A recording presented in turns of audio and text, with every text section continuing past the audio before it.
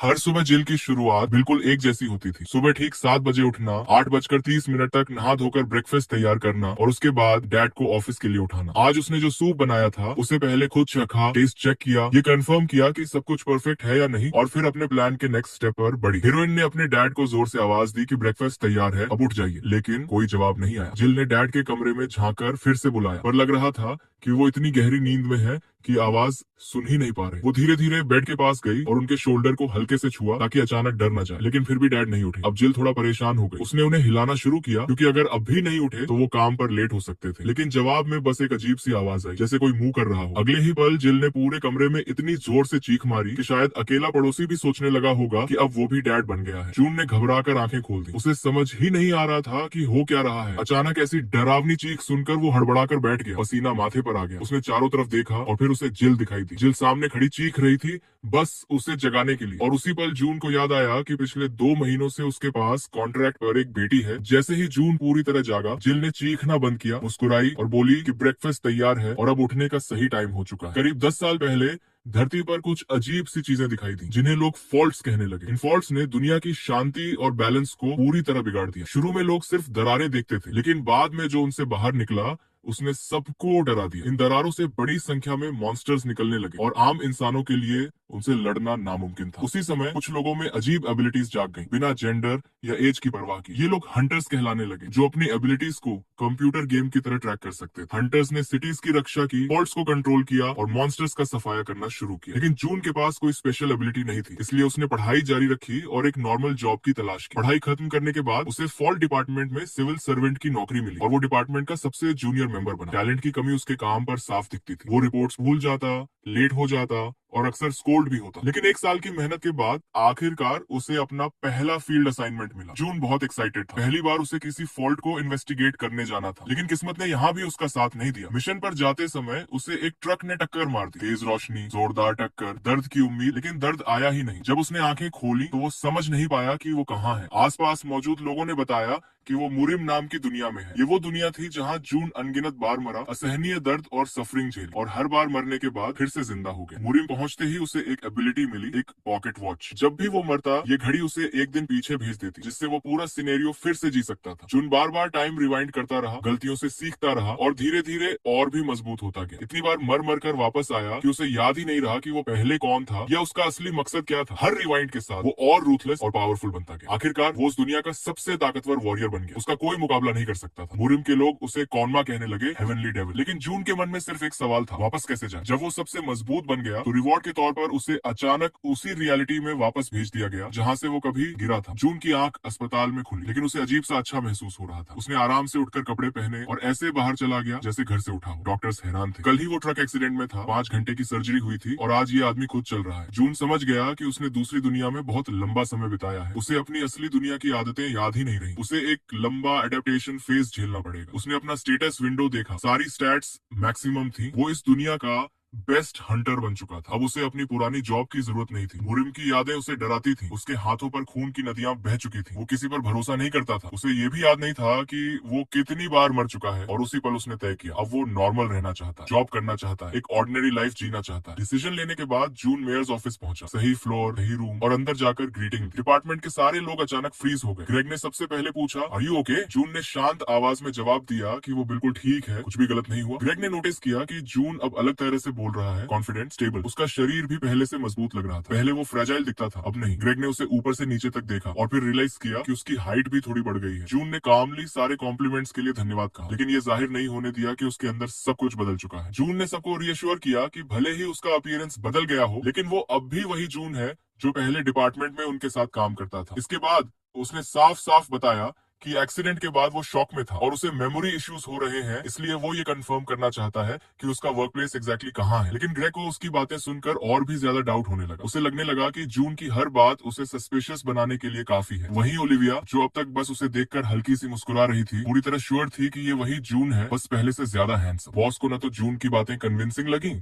नहीं ओलिविया की सर्टेनिटी। उसने फैसला किया कि अब प्रूफ चाहिए। उसने फिंगरप्रिंट स्कैनर मंगवाया। मोमेंट ऑफ ट्रूथ आ चुका था। जून ने अपना थंब स्कैनर पर रखा और प्रेस किया। पूरा डिपार्टमेंट एकदम साइलेंट हो गया। 1 मिनट भी नहीं बीती थी कि स्कैनर ने कंफर्म कर दिया, आइडेंटिटी कंफर्म, जून कर्मचारी on F the fault department. Greg चिल्ला उठा कि उसे एक और टेस्ट चाहिए। उसने जून का हाथ पकड़ा और फिर से स्कैनर पर उंगली रखी। रिजल्ट वही आया। एक बार नहीं, 2 बार नहीं, बार बार टेस्ट हुआ। स्कैनर बार बार एक ही बात दोहरा रहा था और आखिर में पूरा डिपार्टमेंट थक गया उस आवाज को सुन सुनकर। ग्रेग फिर भी मानने को तैयार नहीं था। उसने कहा कि उसे समझ नहीं आता कि कोई इंसान सिर्फ 24 घंटे में इतना कैसे बदल सकता है। लेकिन ओलिविया की नजर जून से हट ही नहीं रही थी। वो खुद भी नहीं समझ पा रही थी कि हाइट, बॉडी टाइप और वॉइस सब कुछ कैसे बदल सकता है। लेकिन उसे न्यू जून बहुत पसंद आ रहा था। जून का सिर अब दर्द करने लगा था। हर कोई बस उसी की चेंज पर डिस्कशन कर रहा था। उसने फिर पूछा कि उसका सीट कहाँ है, लेकिन किसी ने जवाब नहीं दिया। आखिर बॉस ने फैसला किया कि उसे घर भेज देना चाहिए ताकि वो प्रॉपरली रेस्ट कर सके। जून ने प्रोटेस्ट किया, लेकिन बॉस ने उसकी एक भी बात नहीं सुनी। बस यही कहा कि वो अब भी सिक लीव पर है और कल से ही काम पर आ सकता है। ग्रेग ने उसके शोल्डर्स पकड़े और बोला कि वो उसे एग्जिट तक छोड़ देगा, लेकिन जून ने मना कर दिया। वो खुद जा सकता था। जून घर की ओर निकल पड़ा, लेकिन ये भी आसान नहीं था। उसे यहाँ आए काफी टाइम हो चुका था। कई घंटे लगे उसे अपना घर ढूंढने में। लिफ्ट का ऑप्शन ही नहीं था क्योंकि उसे याद नहीं था कि वो किस फ्लोर पर रहता है, लेकिन उसे अपने फ्रंट डोर की शेप याद थी। डोर मिल गया, लेकिन असली प्रॉब्लम अब शुरू हुई। कोड। वो एक के बाद एक कोड ट्राई करता रहा। उम्मीद थी कि शायद मसल मेमोरी काम कर जाए, लेकिन हर अटेम्प्ट फेल। उसे रुककर सोचना पड़ा। ये कोड उसे फेमिलियर होना चाहिए था। वो इसे न जाने कितनी बार डाल चुका होगा। एक और फेल्ड अटेम्प्ट और तभी डोर के पीछे से किसी महिला की आवाज आई। जून रुक गया। उसने ध्यान से सुना। शायद एक्सीडेंट के बाद उसे हेलुसिनेशंस हो रहे हो, लेकिन तभी लॉक की आवाज आई। डोर खुल गया। उसके सामने एक यंग गर्ल खड़ी थी। उसने उसे पहली बार देखा था, लेकिन किसी वजह से वो उसे अंकल कह रही थी। जून पूरी तरह फ्रीज हो गया। वो शॉक में था। उसके मुंह से बस एक ही सवाल निकला, तुम कौन हो? वो अंदर गया, न जाने क्या एक्सपेक्ट करते हुए। जून और वो लड़की टेबल के ऑपोजिट बैठे थे। ऊपर से वो काम दिख रहा था, लेकिन अंदर कुछ टूट रहा था। उसे समझ नहीं आ रहा था कि क्या करे। उसने अपने मग से एक एसआईपी लिया और फिर वही कहानी दोहराने लगा जो अभी अभी उसने सुनी थी। उसका नाम जिल था। वो उसके ब्रदर की गर्लफ्रेंड की डॉटर थी। जून ने गहरी सांस ली और वही बात धीरे धीरे रिपीट की, खुद को समझाने की कोशिश करते हुए। जिल खुश होकर सिर हिलाने लगी। उसे लगा कि अब सब ठीक हो जाएगा। जून ने इवेंट्स को जोड़ना शुरू किया। उसके भाई की गर्लफ्रेंड का एक्सीडेंट में डेथ हो गया था। जिल के पास जाने के लिए कोई जगह नहीं थी और जून ने उसे अपने साथ रखने के लिए अग्री किया था। इसीलिए उसे अपार्टमेंट का कोड पता था और इसी वजह से वो आज यहाँ आई थी। ये सुनते ही जिल की स्माइल और चौड़ी हो गई। जून ने फिर पूछा, क्या हम इससे पहले कभी मिले हैं? इस सवाल पर जिल कंफ्यूज हो गई। फिर उसने कहा कि आज उनकी पहली मीटिंग है। जून सोल्यूशन ढूंढने की कोशिश करने लगा। उसने पूछा कि क्या जिल के और रिलेटिव्स हैं? जिल थोड़ी देर चुप रही, फिर बोली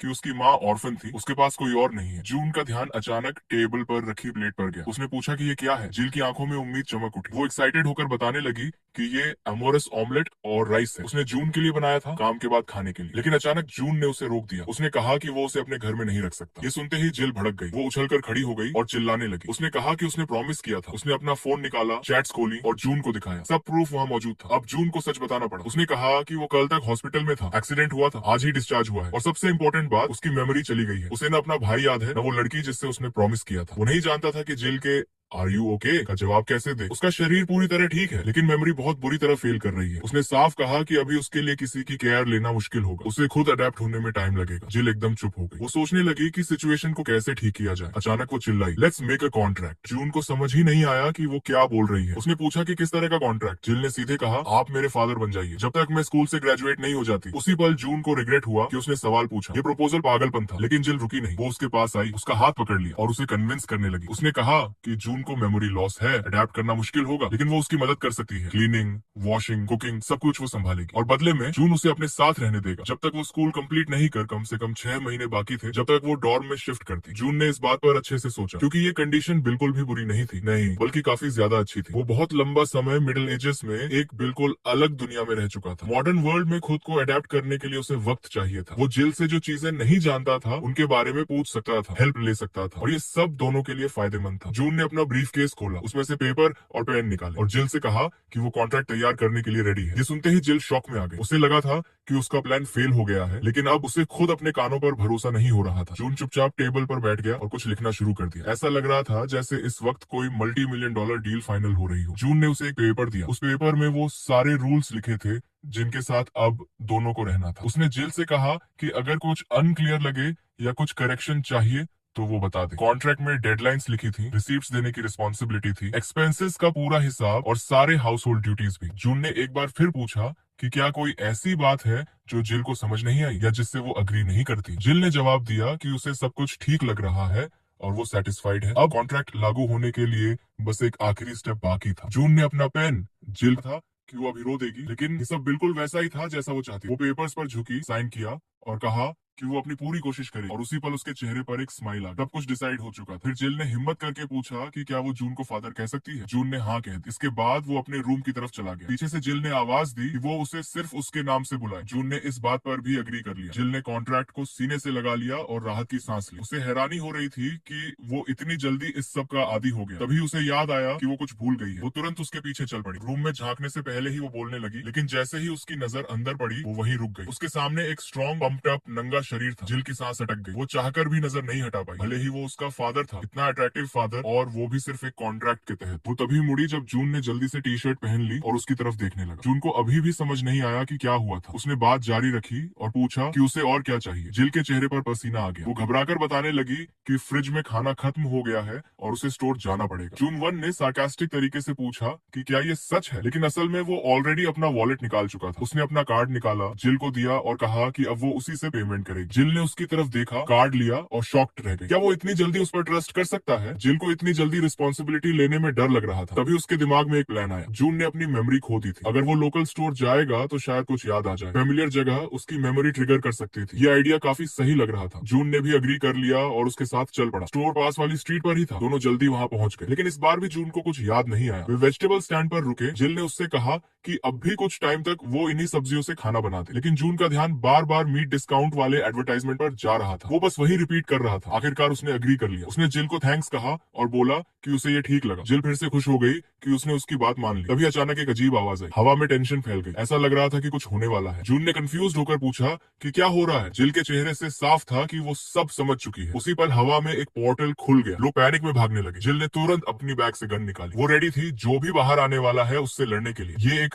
रिफ्ट था। उसे नहीं पता था कि किस तरह का मॉन्स्टर निकलेगा, लेकिन उसे इतना जरूर पता था कि उसे जून को प्रोटेक्ट करना है। उसने जून से कहा कि वो छुप जाए। पोर्टल से एक ह्यूज ग्रीन क्रीचर निकला। उसके बड़े बड़े दांत थे। उसके मुंह से भयानक बदबू आ रही थी और अजीब सी आवाजें, ग्राउल और मुंह जैसी। स्टोर में मौजूद सारे लोग चिल्लाते हुए भागने लगे। गॉब्लिन आ गया, मिल्क खरीदने गॉब्लिन आ गया। जून अपनी जगह जम सा गया। वो बस सब कुछ देख रहा था। उसे पता था क्या करना है, लेकिन आज उसने खुद से प्रॉमिस किया था कि वो नॉर्मल लाइफ जिएगा। जिल ने किसी से कोई प्रॉमिस नहीं किया था। उसने गन उठाई और गॉब्लिन पर एम किया। ट्रिगर दबाते ही गन से लाइट बीम निकली। शॉट की ताकत से हल्की हवा चल पड़ी। बुलेट सीधे टारगेट तक पहुंची। जिल ने गॉब्लिन को सीधे चेस्ट में मारा। गॉब्लिन ने नीचे देखा, अजीब सी आवाज निकाली और अपने शरीर में एक बड़ा होल देखा। वो वहीं जमीन पर गिर गया। अब उसे ग्रोसरीज की जरूरत नहीं थी। स्टोर के लोग धीरे धीरे उसके पास आए। उन्हें समझ आ गया कि गॉब्लिन हमेशा के लिए खत्म हो चुका है। सबने राहत की सांस ली। खुशकिस्मती से स्टोर में एक हंटर मौजूद था। जिल दीवार से टिक गई, तेज तेज सांस ले रही थी। गन अब भी उसके हाथ में कसकर पकड़ी थी। जैसे ही उसकी नजर जून पर पड़ी वो संभल गई। गन बैग में रखी और जून को डांटने लगी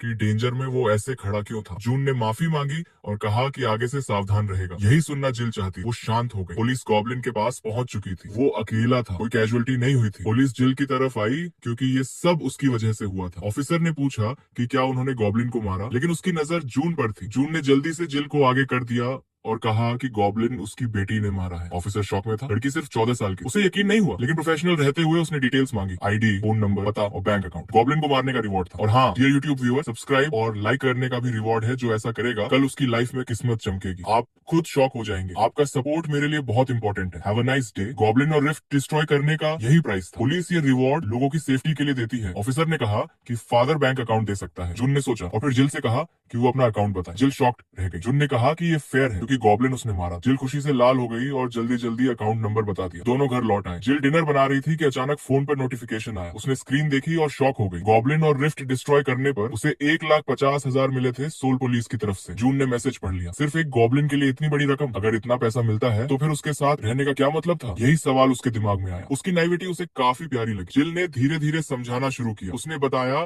कि आसमान में एक टाइम गैप खुला था और उसी से मॉन्स्टर बाहर आया। ये एक एक्सीडेंट था और कोई भी ये गारंटी नहीं दे सकता कि हर मॉन्स्टर इतनी आसानी से मारा जा सकेगा। इसके अलावा सिर्फ लाइसेंस्ड हंटर्स को ही रिफ्ट के अंदर जाने की अनुमति होती है और वो अभी एक ऑर्डिनरी पर्सन है। जून ने उसे बीच में ही रोक दिया और एक सवाल पूछा। उसने पूछा कि क्या वो लॉ ऑफ रीजन के बारे में जानती है। जिल के चेहरे पर एक सवालिया निशान आ गया। उसने पूछा कि ये लॉ क्या होता है। जून ने समझाया कि जिंदगी में जो भी होता है वो हमारे सबकॉन्शियस की रिएक्शन होती है उन चीजों पर जो हम खुद में भरने की कोशिश करते हैं। थॉट्स मटेरियल होती हैं और जो उसके साथ हुआ वो कहीं ना कहीं उसकी अपनी डिजायर का रिजल्ट था। जिल समझ गई कि वो किस तरफ इशारा कर रहा है। उसने बताया कि वो मार्च में हंटर एकेडमी में एंटर करने का प्लान बना चुकी है। जिल ने अभी तक हंटर रिवाइवल प्रोसेस कंप्लीट नहीं किया था, लेकिन उसे माना यूज करना आता था। उसके पास माना गन का टेम्पोरेरी परमिट भी था, इसीलिए वो उसे हमेशा अपने साथ रखती थी। जून ने उसकी तारीफ की। उसने कहा कि हर कोई हंटर नहीं बन सकता। इसका मतलब था कि उसके अंदर कुछ स्पेशल एबिलिटीज हैं। जिल मुस्कुरा दी। उसने कहा कि उसे उसके साथ अच्छा व्यवहार करना चाहिए क्योंकि एक दिन वो बहुत फेमस बनने वाली है। इतना ही नहीं, उसने खाने से भरी पूरी टेबल लगा दी थी। उसने इंस्ट्रक्शंस दी कि वो सब कुछ खाए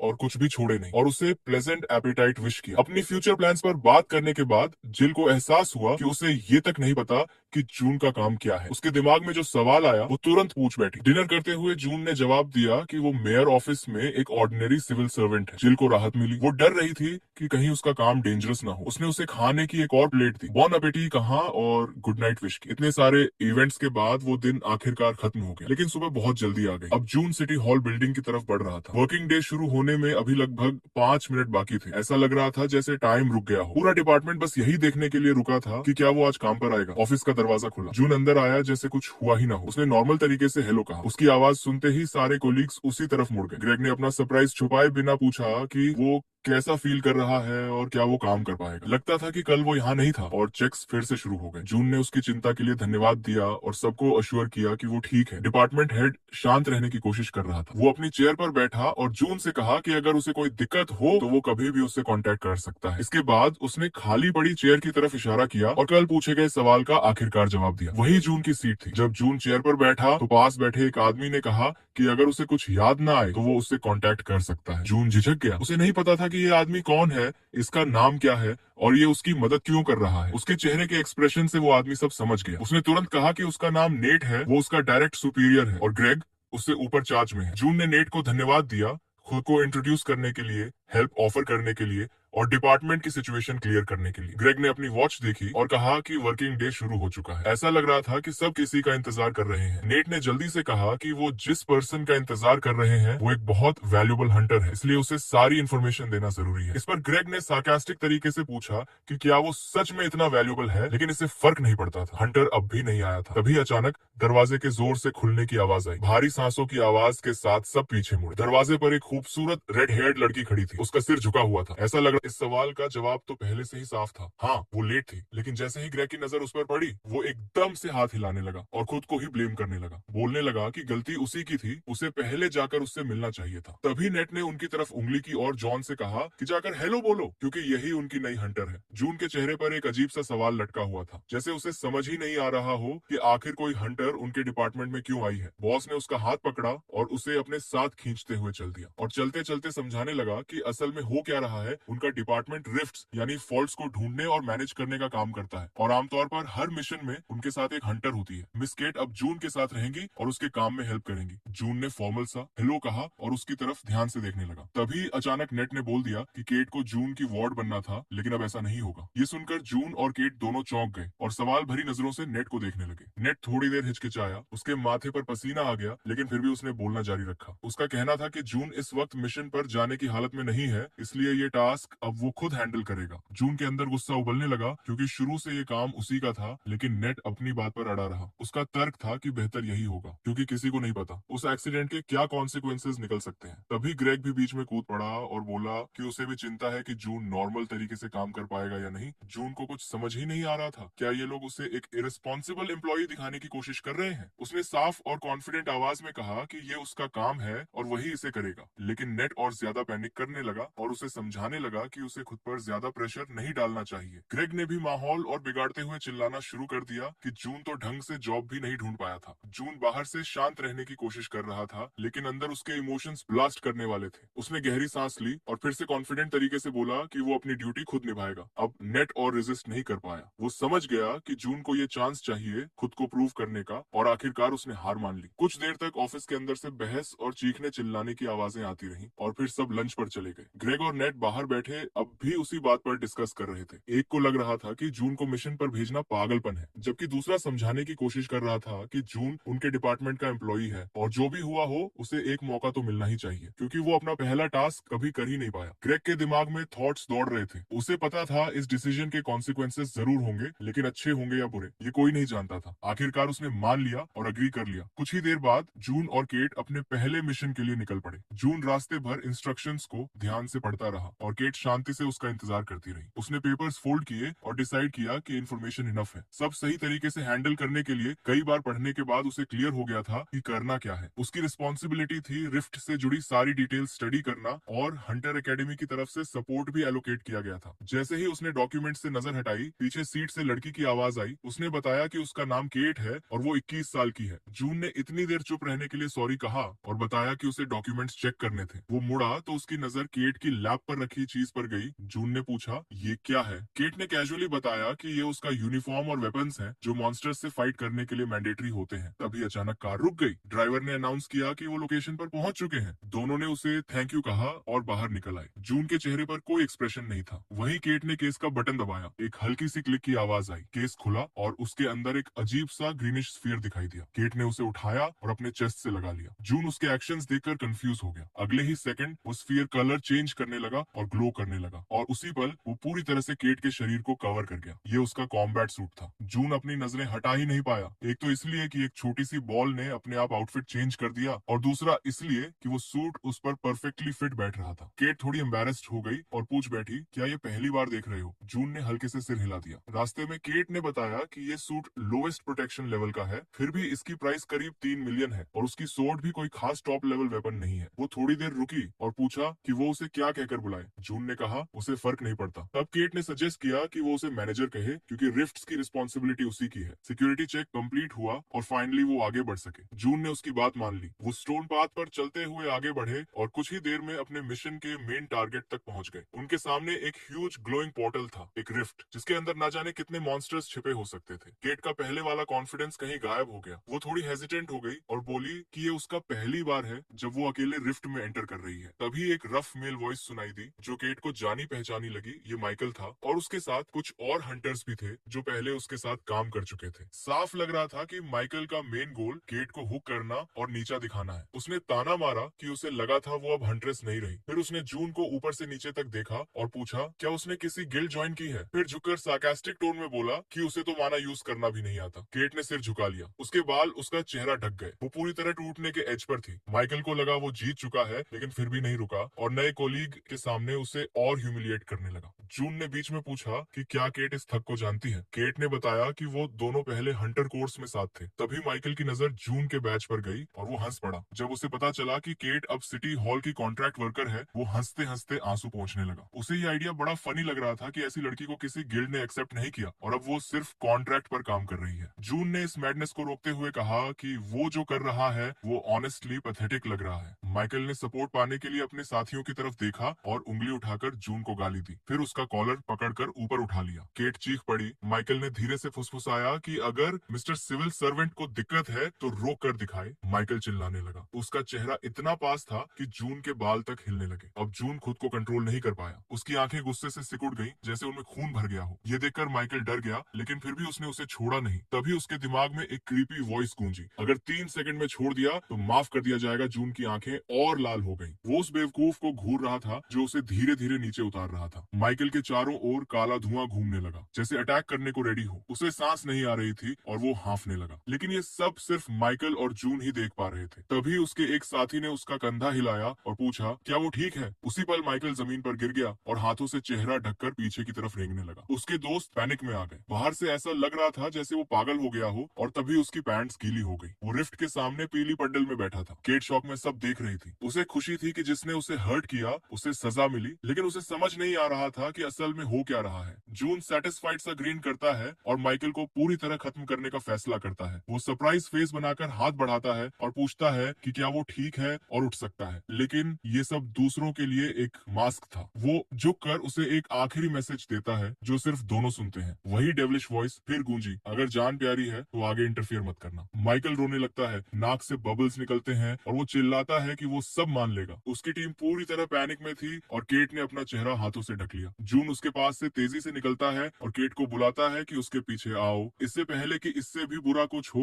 वो बिना रुके सीधे उसी रिफ्ट में कूद जाता है जिसके लिए वो आए थे। केट एक पल के लिए रुक जाती है तो जून को हाथ बढ़ाकर उसे खींचना पड़ता है। आखिरकार वो भी अंदर आ जाती है और अब दोनों दूसरी साइड पर होते हैं। वो चारों तरफ देखते हैं। ये जगह मॉन्स्टर्स का घर नहीं लग रही थी, उल्टा चारों तरफ माउंटेन्स, जंगल और इतनी फ्रेश हवा थी कि दोनों ने गहरी सांस ली। दूर फील्ड्स में एक गॉब्लिन घूमता नजर आता है। जून नोट करता है कि ये रिफ्ट रैंक एफ है। शायद इसी वजह से सब कुछ इतना सिंपल लग रहा है। वो टैबलेट निकालता है और लोकेशन का डेटा एंटर करने लगता है। सिस्टम कंफर्म करता है कि फॉल्ट रैंक एफ सिलेक्टेड है और अगर हायर रैंक डिटेक्ट हो तो एक्सक्लूजन ऑप्शन चूज करना होगा। इसके बाद एरिया मैपिंग शुरू हो जाती है। मतलब फिलहाल जून के पास और कुछ करने को नहीं था। वो टैबलेट बैग में रखता है और धीरे धीरे गॉब्लिन की तरफ बढ़ता है। तभी केट उसे ओवरटेक करते हुए बोलती है कि वो पहले जाएगी, भले ही वो पोर्टर लेवल पर हो, लेकिन कॉमन लोगों की सेफ्टी उसकी रिस्पॉन्सिबिलिटी है और अगर वो मैनेजर के सामने खुद को साबित कर दे तो शायद उसे मेयर ऑफिस में परमानेंट जॉब मिल जाए। तभी कहीं बाहर से आई आवाज उनका ध्यान खींचती है। दोनों रुक जाते हैं। पास की क्लियरिंग में कम से कम 6 डेड गॉब्लिन्स पड़े थे और उनके पास 3 हंटर्स खड़े थे जो एरिया क्लियर कर चुके थे। जून शॉक्ड रह जाता है। इतने सारे हंटर्स पहले ही यहाँ आ चुके थे। केट घुटनों पर गिर जाती है और रोते हुए बोलती है कि उसे कुछ तो दिखाना था, खुद को प्रूव करना था। जून उसे काम करने की कोशिश करता है और बोलता है कि गॉब्लिन्स ऑलरेडी खत्म हो चुके हैं, अब बस मैपिंग कंप्लीट करनी है और जॉब फिनिश हो जाएगी। जून उसकी स्टेटस कार्ड ओपन करता है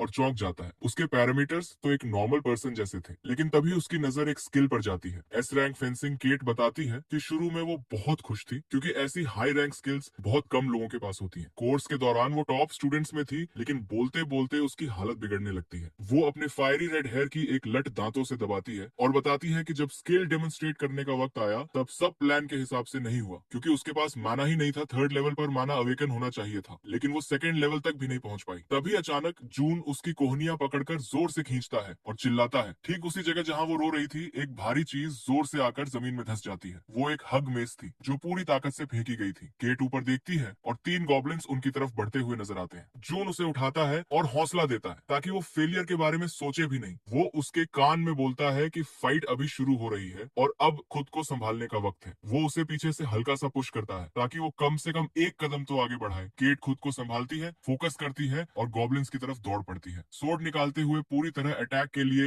रेडी। एक गॉब्लिन का क्लब सीधा उसके सिर पर आ रहा होता है, लेकिन वो स्लिप होकर नीचे जाती है। एक हाथ से जमीन को पुश करती है और प्रिसाइज मूवमेंट के साथ एक गॉब्लिन को सीधे नाक पर काट देती है। गॉब्लिन अपना चेहरा पकड़ लेता है, लेकिन केट जानती है कि ये इनफ नहीं है। वो फिर से जमीन से उछलती है, पैर मोड़ती है और अगला स्ट्राइक प्रिपेयर करती है। उसकी हील का पावरफुल हिट सीधे गॉब्लिन के सिर पर लगता है, लेकिन वो फिर भी दोनों पैरों पर खड़ा रहता है। उसकी आंखों में खून उतर आता है और वो पूरी ताकत से केट की तरफ झपटता है, लेकिन केट इसके लिए पहले से तैयार थी। जैसे ही वह उस पर झपटा, केट ने आगे छलांग लगाई और अपनी तलवार का एक ही झटका मारा और उसका सिर अलग कर दिया। सिर कटते ही बिना सिर का शरीर पास ही पड़े दूसरे गोब्लिन के बगल में जमीन पर आकर गिर पड़ा। केट तेज तेज सांस ले रही थी। कुछ पल के लिए रुकी और तब उसे एहसास हुआ कि उसने अभी अभी क्या कर दिया है। वह मैनेजर की तरफ मुड़ी और खुशी से चिल्लाई कि उसने गोब्लिन को मार दिया, लेकिन जब उसने पीछे देखा तो उसने पाया कि जून टैबलेट में सिर झुकाए खड़ा है और एक और गोब्लिन सीधा उसी की तरफ दौड़ता चला आ रहा है। अपने नुकीले पंजे और दांत दिखाते हुए वह गुर्राया और हमला करने को तैयार था। जून को सब समझ आ रहा था। आखिर वो यूं ही बेस्ट वॉरियर नहीं था। वह बस खड़ा रहा और सही पल का इंतजार करता रहा। जैसे ही गोब्लिन पूरी रफ्तार से उसके पास पहुंचा, जून ने बस एक कदम साइड में रखा। केट की आंखें फटी की फटी रह गईं। उसे लगा था कि गोब्लिन मैनेजर को टक्कर मार देगा, लेकिन जो हुआ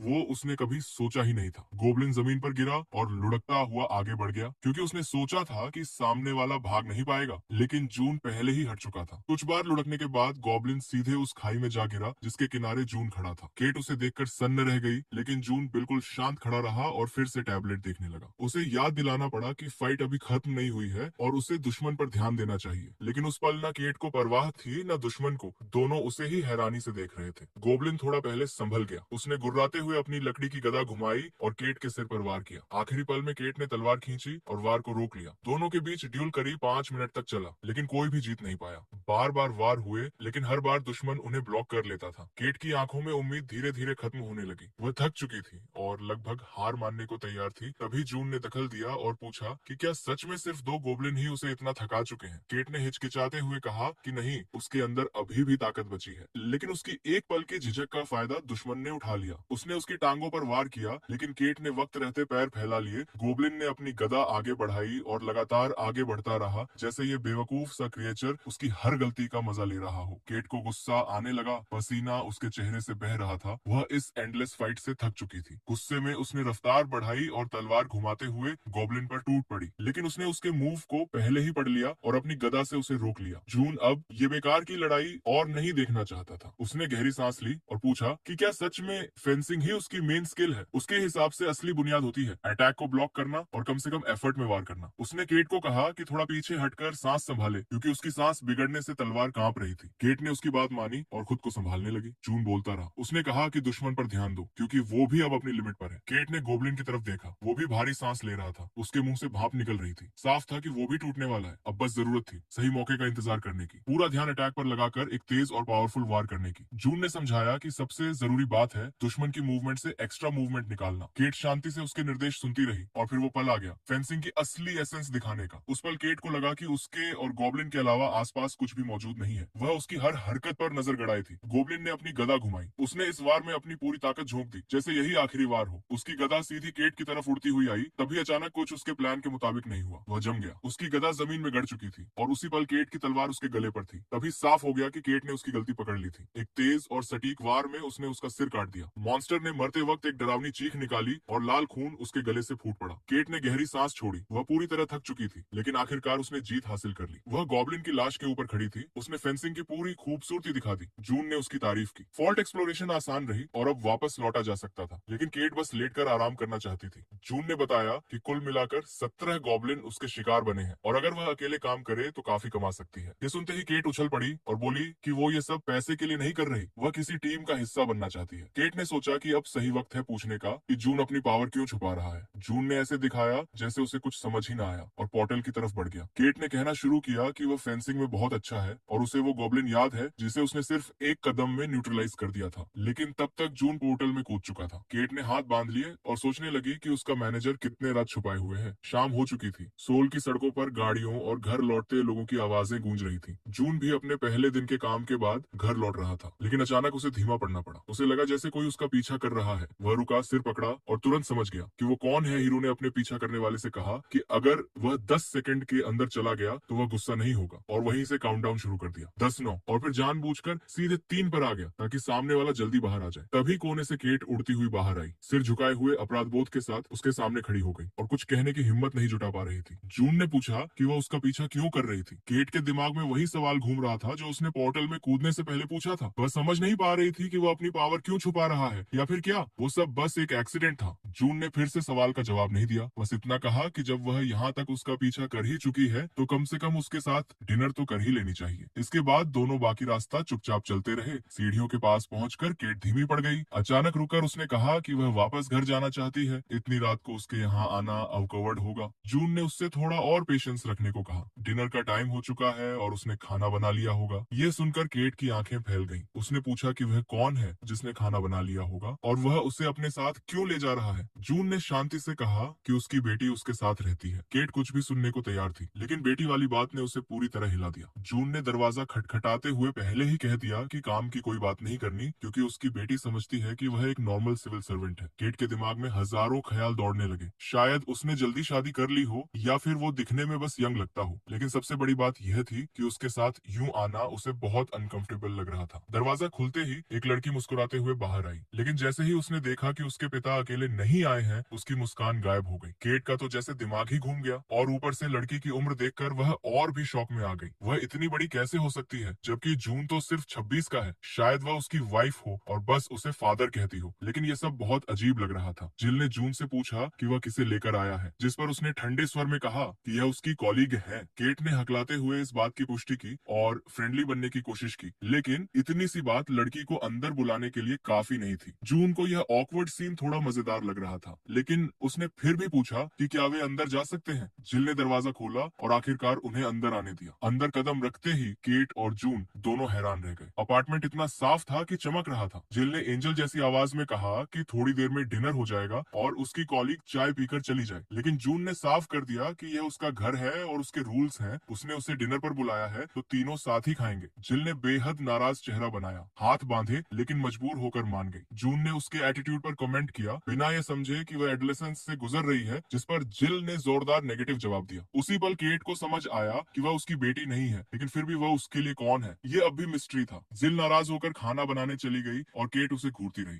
जवाब ढूंढने की कोशिश में खामोशी लंबी खिंच गई तो डिनर के बाद केट ने माहौल तोड़ते हुए सूप की तारीफ की। जिल ने नाराजगी से जवाब दिया कि वह उसने खरीदा है। केट ने कुछ और तारीफ करने की कोशिश की, लेकिन जिल ने तुरंत उसे रोक दिया। वह इस गेम से थक चुकी थी। तभी उसकी नजर हॉलवे में रखे हंटर्स के चमकते केस पर पड़ी। केट को उम्मीद जगी और वह बताने लगी कि यह ट्रांसपोर्टेशन के लिए बना है और श्वाल्स वर्कशॉप का है। तभी उसे अपनी गलती समझ आई और उसने फौरन मुंह ढक लिया। डर भरी आंखों से उसने जून की तरफ देखा जो टेबल साफ कर रहा था। जून के दिमाग में तेजी से बहाने घूमने लगे, लेकिन जिल ने पहले ही लॉजिक जोड़ लिया। अगर केट हंटर है तो उसका पिता कैसे नॉर्मल सिविल सर्वेंट हो सकता है। जून ने तुरंत संभलते हुए कहा कि उसकी कॉलीग पार्ट टाइम काम करती है और अगर पकड़ी गई तो फाइन लगेगा, इसलिए किसी को बताने की जरूरत नहीं है। जिल ने टेबल पर हाथ मारा और केट के ऊपर झुक गई। केट आंखें फैलाई खड़ी थी। उसे लगा अब कुछ बुरा होने वाला है, लेकिन अचानक जिल ने खुशी से उसके हाथ पकड़ लिए और बताया कि वह भी हंटर बनना चाहती है। उसने अपना एप्लीकेशन फॉर्म निकाला और चिल्लाने लगी कि वह जल्द ही हंटर एकेडमी में जाएगी। अपने पिता की कॉलीग को चमकती आंखों से देखते हुए केट कंफ्यूज हो गई, क्योंकि वह खुद बस एक फ्रैंक हंटर थी। लेकिन लड़की को फर्क नहीं पड़ा। उसे अपना आइडल मिल गया था और वह सवालों की बारिश करने लगी। उसका फाइटिंग स्टाइल क्या है, क्लोज कॉम्बैट या लॉन्ग रेंज मैजिक यूज करती है या हीलर है। बाकी शाम बहुत जल्दी गुजर गई। जून को बातचीत में हिस्सा लेने की जरूरत ही नहीं पड़ी। बाद में दोनों केट को छोड़ने बाहर आए। केट ने डिनर के लिए धन्यवाद दिया। उसने कभी इतना चीयरफुल डिनर नहीं किया था। जाते वक्त उसने कहा कि वह फिर से ऐसे डिनर पर आना पसंद करेगी। तभी जिल ने मुस्कुराते हुए कहा कि वह दोबारा ना आए। वह और ज्यादा मुस्कुराई और बोली कि उसे केट अब भी पसंद नहीं है। हंटर होने से कुछ नहीं बदलता। केट फिर ऑकवर्ड हो गई और जल्दी से मुड़ने लगी। तभी जून ने इस नकली सीन को रोक दिया। ठंडे स्वर में जिल को घर भेजा और कहा कि वह अपनी पार्टनर को मेट्रो तक छोड़ आएगा। जिल समझ गई कि वह बहस नहीं कर सकती, मुस्कुराई और घर के अंदर भाग गई। जून और केट सियोल की शाम की सड़कों से होते हुए धीरे धीरे सबवे की तरफ चले। केट हमेशा की तरह बातचीत शुरू करने को बेचैन थी और उसने साफ कह दिया कि जिल उसकी असली बेटी नहीं है।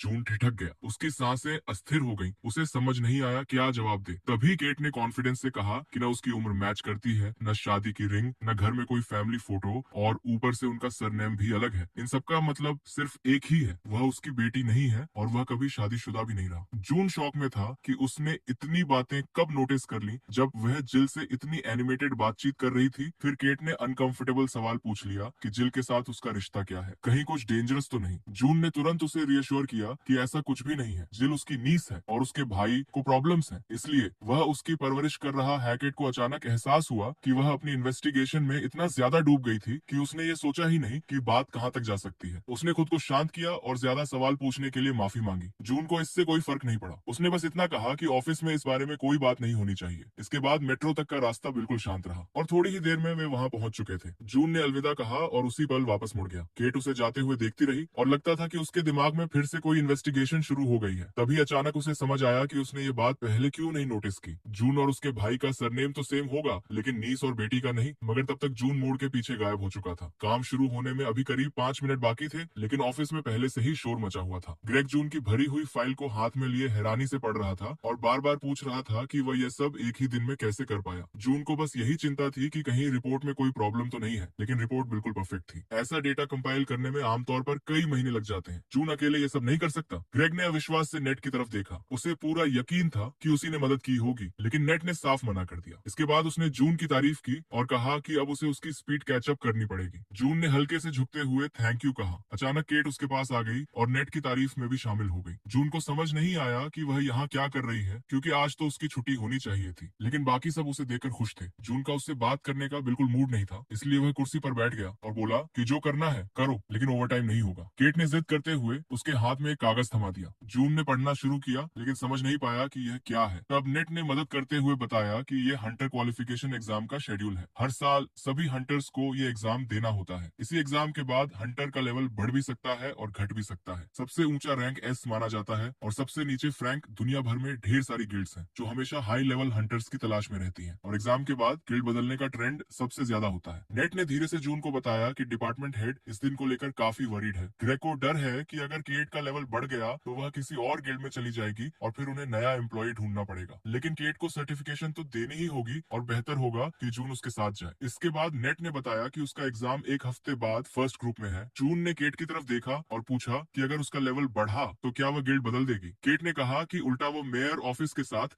अपना कॉन्ट्रैक्ट एक्सटेंड करना चाहती है। जून ने जवाब दिया कि ये फैसला वह नहीं करता। उसने बस इतना कहा कि सर्टिफिकेशन से पहले उसे अपना लेवल बढ़ा लेना चाहिए था ताकि मिशंस आसान हो जाते और सैलरी भी बढ़ सकती थी। इस पर केट ने उदास होकर कहा कि उसे फिर भी एफ रैंक ही मिलेगा। जून चुपचाप उसकी तरफ देखने लगा जैसे किसी वजह का इंतजार कर रहा हो। तब केट ने बताया कि हंटर सर्टिफिकेशन कई स्टेजेस में होती है। पहले लेवल चेक होता है, फिर स्टैट्स और प्रैक्टिकल असेसमेंट और फाइनल रिजल्ट सब पर डिपेंड करता है। लेकिन सबसे जरूरी चीज माना की अमाउंट होती है। हंटर क्रिस्टल्स की मदद से फिजिकल स्ट्रॉन्ग बन सकते हैं जिसे माना एक्सेप्टेंस कहते हैं, लेकिन केट ये यूज ही नहीं कर पाती। उसी पल जून को समझ आ गया कि उसके लिए ई से ऊपर जाने की कोई उम्मीद नहीं है। उसने उसे मोटिवेट करने की कोशिश की और कहा कि कोशिश तो करनी ही चाहिए, वरना कभी पता नहीं चलेगा कि वह क्या कर सकती है। नहीं तो जून को भी हमेशा एफ लेवल फॉल्ट्स पर ही अटकना पड़ेगा। ये बातें केट को सीधे दिल में लगी। उसके पास सिर्फ एक ही हंटर था और उसका रैंक सीधे उन रिफ्ट्स के लेवल से जुड़ा था जिन्हें वह एक्सप्लोर कर सकता था। केट ने सिर झुका लिया और सोचने लगी कि अगर उसे कोई और हंटर मिल जाए तो वह आगे बढ़ सकती है। जून ने दिखावा किया कि उसे यह आइडिया पसंद आया और सुझाव दिया कि किसी और हंटर के लिए एडवर्टाइजमेंट डाल देते हैं। केट की आंखों में आंसू भर आए। तभी अचानक जून ने कहा कि वह उसकी इकलौती हंटर है और उसे उसके साथ चलने को कहा। लंबे कॉरिडोर से होते हुए वे एक बड़े कमरे में पहुंचे जो पहले ओल्ड फॉल्ट्स का ऑफिस हुआ करता था। अब उसे हंटर्स के ट्रेनिंग रूम में बदल दिया गया था। वहां डमीज थी और तरह तरह के वेपन्स लगे थे। जून ने दीवार पर दस्तक दी। वह खास मटेरियल्स से बनी थी जो हंटर एकेडमी से आए थे और काफी इम्पैक्ट रेजिस्ट कर सकती थी। इसके बाद जून ने केट के माना प्रॉब्लम की बात शुरू की और पूछा कि क्या उसने फिजिकल स्ट्रेंथनिंग ट्राई की है। केट ने बताया कि उसने कोशिश की थी लेकिन लेवल 3 तक पहुंचे बिना माना फील ही नहीं होती। ये कहते हुए उसकी आंखों में फिर आंसू आ गए और उसने खुद को कंप्लीट फेलियर कह दिया। तब जून ने उससे फेंसिंग स्किल दिखाने को कहा। केट ने अपने बैग से नोट्स निकाले और एक मोटी नोटबुक उसे थमा दी जिसमें उसने बैटल के दौरान की सारी ऑब्जर्वेशंस लिख रखी थी। उसमें टेक्निक्स, एनर्जी के सोर्सेस और उनके यूज के बारे में ढेर सारी नोट्स थी। केट ने बताया कि आखिर में टेक्निक्स के स्केचेस भी बने हैं। जून ने आखिरी पन्ने खोले, ध्यान से देखा और उसकी ड्राइंग्स में कुछ समझने की कोशिश की। केट ने अपने ड्राइंग स्किल्स के लिए माफी मांगी लेकिन इससे फर्क नहीं पड़ा। जून समझ चुका था कि वह जो ड्रॉ कर रही है वह 3-वे मेथड जैसा ही हैकेट पूरी तरह कंफ्यूज्ड हो गई थी। इतने समय से उसे लग रहा था कि वह बस फेंसिंग सीख रही है, लेकिन जून ने उसकी सोच तोड़ते हुए कहा कि फेंसिंग असल में 3-वे मेथड पर ही डेवलप की गई है। बहुत पहले एक सोर्ड्समैन हुआ करता था जिसका नाम जीन था। वह इंपीरियल पैलेस का स्कॉलर था जो अचानक मुरिम की दुनिया में उभरा और पूरी दुनिया को कॉन्कर करने के बाद उतनी ही अचानक गायब हो गया। वह जीनियसेस में भी जीनियस था जिसने सोमिया के 3-pronged मेथड को बिल्कुल नए तरीके से रीथिंक किया। जीन ने अपने तरीके को फेंसिंग मेथड नाम दिया, अपनी टीचिंग्स और टेक्निक्स छोड़ दी और फिर हमेशा के लिए गायब हो गया। जून किसी बात से बेहद खुश लग रहा था। उसके चेहरे पर एक रेयर और सिंसियर स्माइल थी। उसकी आंखों में एक अलग ही फायर चमक रही थी। उसने केट की तरफ देखा, उसके कंधों को पकड़ लिया और हल्के से हिला दिया। केट को समझ ही नहीं आया कि अचानक क्या हो रहा है। तभी उसने कहा कि उसके जैसी लकी इंसान को ढूंढना अपने आप में एक मिरेकल है। ये सुनकर केट को अच्छा तो लगा लेकिन वह समझ नहीं पाई कि वह ऐसा क्यों कह रहा है। घड़ी में लगभग 6 बज चुके थे। वर्किंग डे खत्म होने में बस कुछ ही सेकंड्स बचे थे। ग्रेग पेशेंस के साथ क्लॉक को देख रहा था, मन ही मन काउंटडाउन कर रहा था। वक्त जैसे रुक सा गया था। अब और वेट करने का सब्र नहीं बचा था। तभी आखिरी सेकंड्स भी खत्म हुए और ऑफिस में वो फेमिलियर साउंड गूंजी। बॉस के चेहरे पर स्माइल फैल गई। उसने मुंह खोला जून को कहीं इनवाइट करने के लिए, लेकिन जून पहले ही उठ चुका था। बाय कहा और सीधे एग्जिट की तरफ चल पड़ा। केट भी तुरंत उछली और बुलेट की तरह उसके पीछे निकल गई। ग्रेग को कुछ समझ नहीं आया। पिछले कई दिनों से जैसे ही क्लॉक 6 बजाती दोनों गायब हो जाते थे। शायद इनके बीच कुछ चल रहा है। नेट ने भी शक जताया कि कम से कम केट की तरफ से तो कुछ है ही। दोनों इस बात पर अग्री हुए कि कोई बेवकूफ ही होगा जो ये ना समझे कि केट अपने बॉस के लिए कुछ फील करती है। ग्रेग हंस पड़ा क्योंकि जून को तो दूर दूर तक कुछ शक नहीं था। इसी वक्त नीचे के फ्लोर पर जून और केट ट्रेनिंग कर रहे थे। केट ने सोर्ड को कंधे के ऊपर उठाया, परफेक्ट कंट्रोल के साथ जंप स्ट्राइक पोजीशन चेंज। थोड़ी देर सांस लेने के लिए रुकना और फिर सब कुछ रिपीट। एक और तेज स्विंग के बाद वह रुकी और सोर्ड को पीठ के पीछे ले गई। तभी उसे कुछ ऐसा महसूस हुआ जो उसने पहले कभी नहीं किया था, जैसे उसके अंदर कोई अजीब सी पावर जाग गई हो। जून के साथ मिलकर उसने स्टेटस विंडो देखा। उसका लेवल बढ़कर लेवल 3 हो चुका था। इसका मतलब था कि अब वह माना यूज कर सकती थी। जून ने तालियां बजाई क्योंकि उसने ये रिजल्ट सिर्फ एक हफ्ते में हासिल कर लिया था। केट ने कहा कि उससे मिलना उसकी जिंदगी की सबसे बड़ी सक्सेस है। मैनेजर ने चालाक सी स्माइल के साथ कहा कि कॉन्ट्रैक्ट रिन्यू करते वक्त वह इस बात को ध्यान में रखेगा। उस पल केट का चेहरा खुशी से चमक रहा था, जैसे उसने एक साथ सब कुछ पा लिया हो। अचानक वह थोड़ा हिचकी और जोर से बोली कि सब कुछ वैसा ही है जैसा उसने सोचा था। जून को समझ नहीं आया कि वह किस बारे में कह रही है और उसने तुरंत बोल दिया कि अब वह समझ चुकी है कि वह अपनी पावर छुपा रहा है। जून ने गहरी सांस ली। वह इन हिंट्स से थक चुका था। वह बस एक नॉर्मल लाइफ जी रहा था, लेकिन बार बार केट कुछ न कुछ जानने की कोशिश करती थी। उसने वहीं रुककर कहा है कि वो घर जा रहा है और अब वो दोनों सिर्फ कल हंटर एकेडमी में मिलेंगे। केट उसके जवाब से संतुष्ट दिखती है। अगली सुबह दोनों हंटर एकेडमी जाते हैं, जो एक ऊंची सिल्वर बिल्डिंग थी जो शहर के हर कोने से दिखाई देती थी। इमारत के बाहर हंटर्स की भीड़ लगी हुई थी जो आज टेस्टिंग में हिस्सा लेने आए थे। केट दूसरी बार यहाँ आई थी। उसने यही हंटर एग्जाम दिया था, लेकिन उसके बाद कभी आगे बढ़ने की कोशिश नहीं की थी। जून उसे हौसला देता है क्योंकि उसने इतनी मेहनत से ट्रेनिंग की थी और अब वो एक अच्छे रिजल्ट की उम्मीद कर सकती थी। अचानक भीड़ के बीच से कोई चिल्लाया कि गेल हॉल में आ गया है और तुरंत ही किसी और ने आवाज लगाई कि एमिली भी साथ है। दो बेहद रुतबे वाले हंटर्स अंदर दाखिल होते हैं और उनके सामने खड़ी भीड़ जैसे जम सी जाती है। वो हंटर लड़की एक मीठी सी मुस्कान के साथ रास्ता देने की परमिशन मांगती है, जबकि मेल हंटर बिल्कुल कम बोलने वाला था और आसपास खड़े लोगों को घूरता हुआ थोड़ा डरावना सा लग रहा था। जून उन्हें हैरानी से देखता रह गया। उसे समझ ही नहीं आया कि ये लोग कौन हैं और सब इन्हें ऐसे क्यों देख रहे हैं। तब केट उसे बताती है कि ये इकरस गिल्ड के हंटर्स हैं जो पूरी दुनिया की सबसे स्ट्रॉन्ग गिल्ड्स में से एक मानी जाती है। जून उन्हें फिर से देखता है और सोचता है कि दिखने में तो ये बस नॉर्मल हंटर्स ही लग रहे हैं जो अपनी फेम दिखा रहे हैं। वो कैजुअली बोल देता है कि इनमें कुछ खास नहीं है और अगर केट मेहनत करे तो एक साल में इनकी जगह पर खड़ी होगी उसके। ये कहते ही आसपास खड़ी भीड़ जोर जोर से हंसने लगती है और केट की आंखें डर से फैल जाती हैं। वो तुरंत अपने चेहरे को हाथों से ढक लेती है, शर्मा जाती है और उससे कहती है कि प्लीज ऐसा दोबारा मत बोलो। उधर गेल साफ तौर पर नर्वस दिख रहा था। उसे रूटीन हंटर चेक्स को बिजनेस की तरह हैंडल करना पड़ रहा था और चारों तरफ कैमरे होने की वजह से उसे अपने चेहरे के एक्सप्रेशंस पर भी ध्यान रखना पड़ रहा था। एमिली उसे चीयर अप करने की कोशिश करती है और बोलती है कि ये मिशंस पर जाने और मॉन्स्टर्स के खून में गंदा होने से तो ज्यादा इंटरेस्टिंग है। ऊपर से सुना है कि इस साल शायद कोई जीनियस भी सामने आए। गेल उसकी बात पर यकीन नहीं करता क्योंकि हर साल वो यही फेरी टेल सुनता आया है और कभी सच नहीं हुआ। एमिली अचानक उछलती है और आगे की तरफ दौड़ पड़ती है। वो किसी और गिल्ड को अच्छा हंटर नहीं लेने देना चाहती थी। गेल भी धीरे धीरे उसके पीछे चलता है क्योंकि वो अफोर्ड नहीं कर सकते थे। गेट के पुराने जानने वाले भी सब कुछ देख रहे थे। माइकल अपनी ठुड्डी सहलाते हुए पूरे कॉन्फिडेंस से बोलता है कि बस अब उसके परफॉर्मेंस का इंतजार करना है। उसकी आंखों में आग सी चमक रही थी। वो उस इन्विटेशन का बेसब्री से इंतजार कर रहा था, लेकिन उसके साथ ही हाल की घटनाओं के बाद उस पर उतना भरोसा नहीं कर पा रहे थे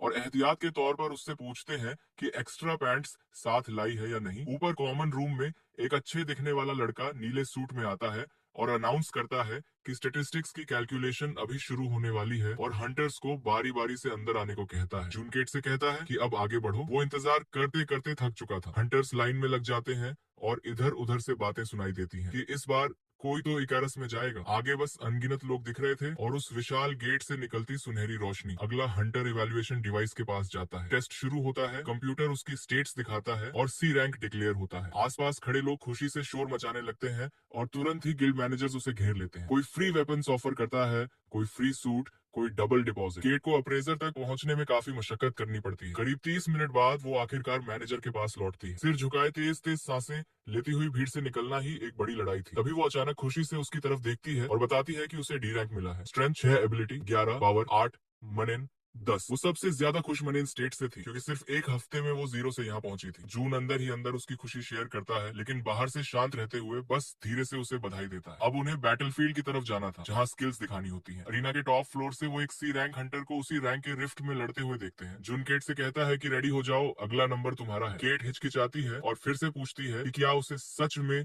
सी रैंक रिफ्ट ट्राई करना चाहिए, जबकि वो अभी अभी डी पहुंची है। जून फिर से पूरे यकीन के साथ कहता है कि वो इस लेवल के फॉल्ट को हैंडल कर सकती है। लड़की नर्वस हो जाती है। उसे समझ नहीं आता कि उसमें इतना कॉन्फिडेंस कहां से आ रहा है। जून बस कहता है कि उस पर भरोसा करो और कोशिश करो। स्पीकर से अनाउंसमेंट होती है कि रैंक सी के तीसरे ग्रुप के लिए एक्सेस ओपन किया जा रहा है। केट बाहर निकलने से पहले कांपती है। सारा एक्साइटमेंट यही छोड़ने की कोशिश करती है और फिर भरोसे के साथ एक कदम आगे बढ़ाती है, लेकिन अरीना में घुसते ही उसे एहसास होता है कि कितने लोग उसे देख रहे हैं और वो फिर से घबरा जाती है। तभी पीछे से एक जानी पहचानी आवाज उसका नाम लेती है और उसके चेहरे पर डर जम जाता है। वो माइकल था जो हैरानी से पूछता है कि वो यहाँ क्या कर रही है। कैट हिचकिचाती है और बस हल्की सी आवाज निकाल पाती है। माइकल ताना मारते हुए उसकी नकल करता है, पास आकर उसके ऊपर झुक जाता है और बार बार वही सवाल दोहराता है। फिर अचानक चिल्लाने लगता है। उसे समझ नहीं आ रहा था कि वो सच में खुद पर भरोसा कर रही है। वो गुस्से में चिल्लाता है कि वो पागल है। केट की आंखों में आंसू भर आते हैं। वो सिमट जाती है और उससे माफी मांगने लगती है। माइकल अपना सिर पकड़ लेता है। ये पहली बार था जब उसने सबसे लो रैंक हंटर को रिफ्ट सी में जाने की कोशिश करते देखा था। साथ में टेस्ट दे रहे हंटर्स भी मुड़कर देखते हैं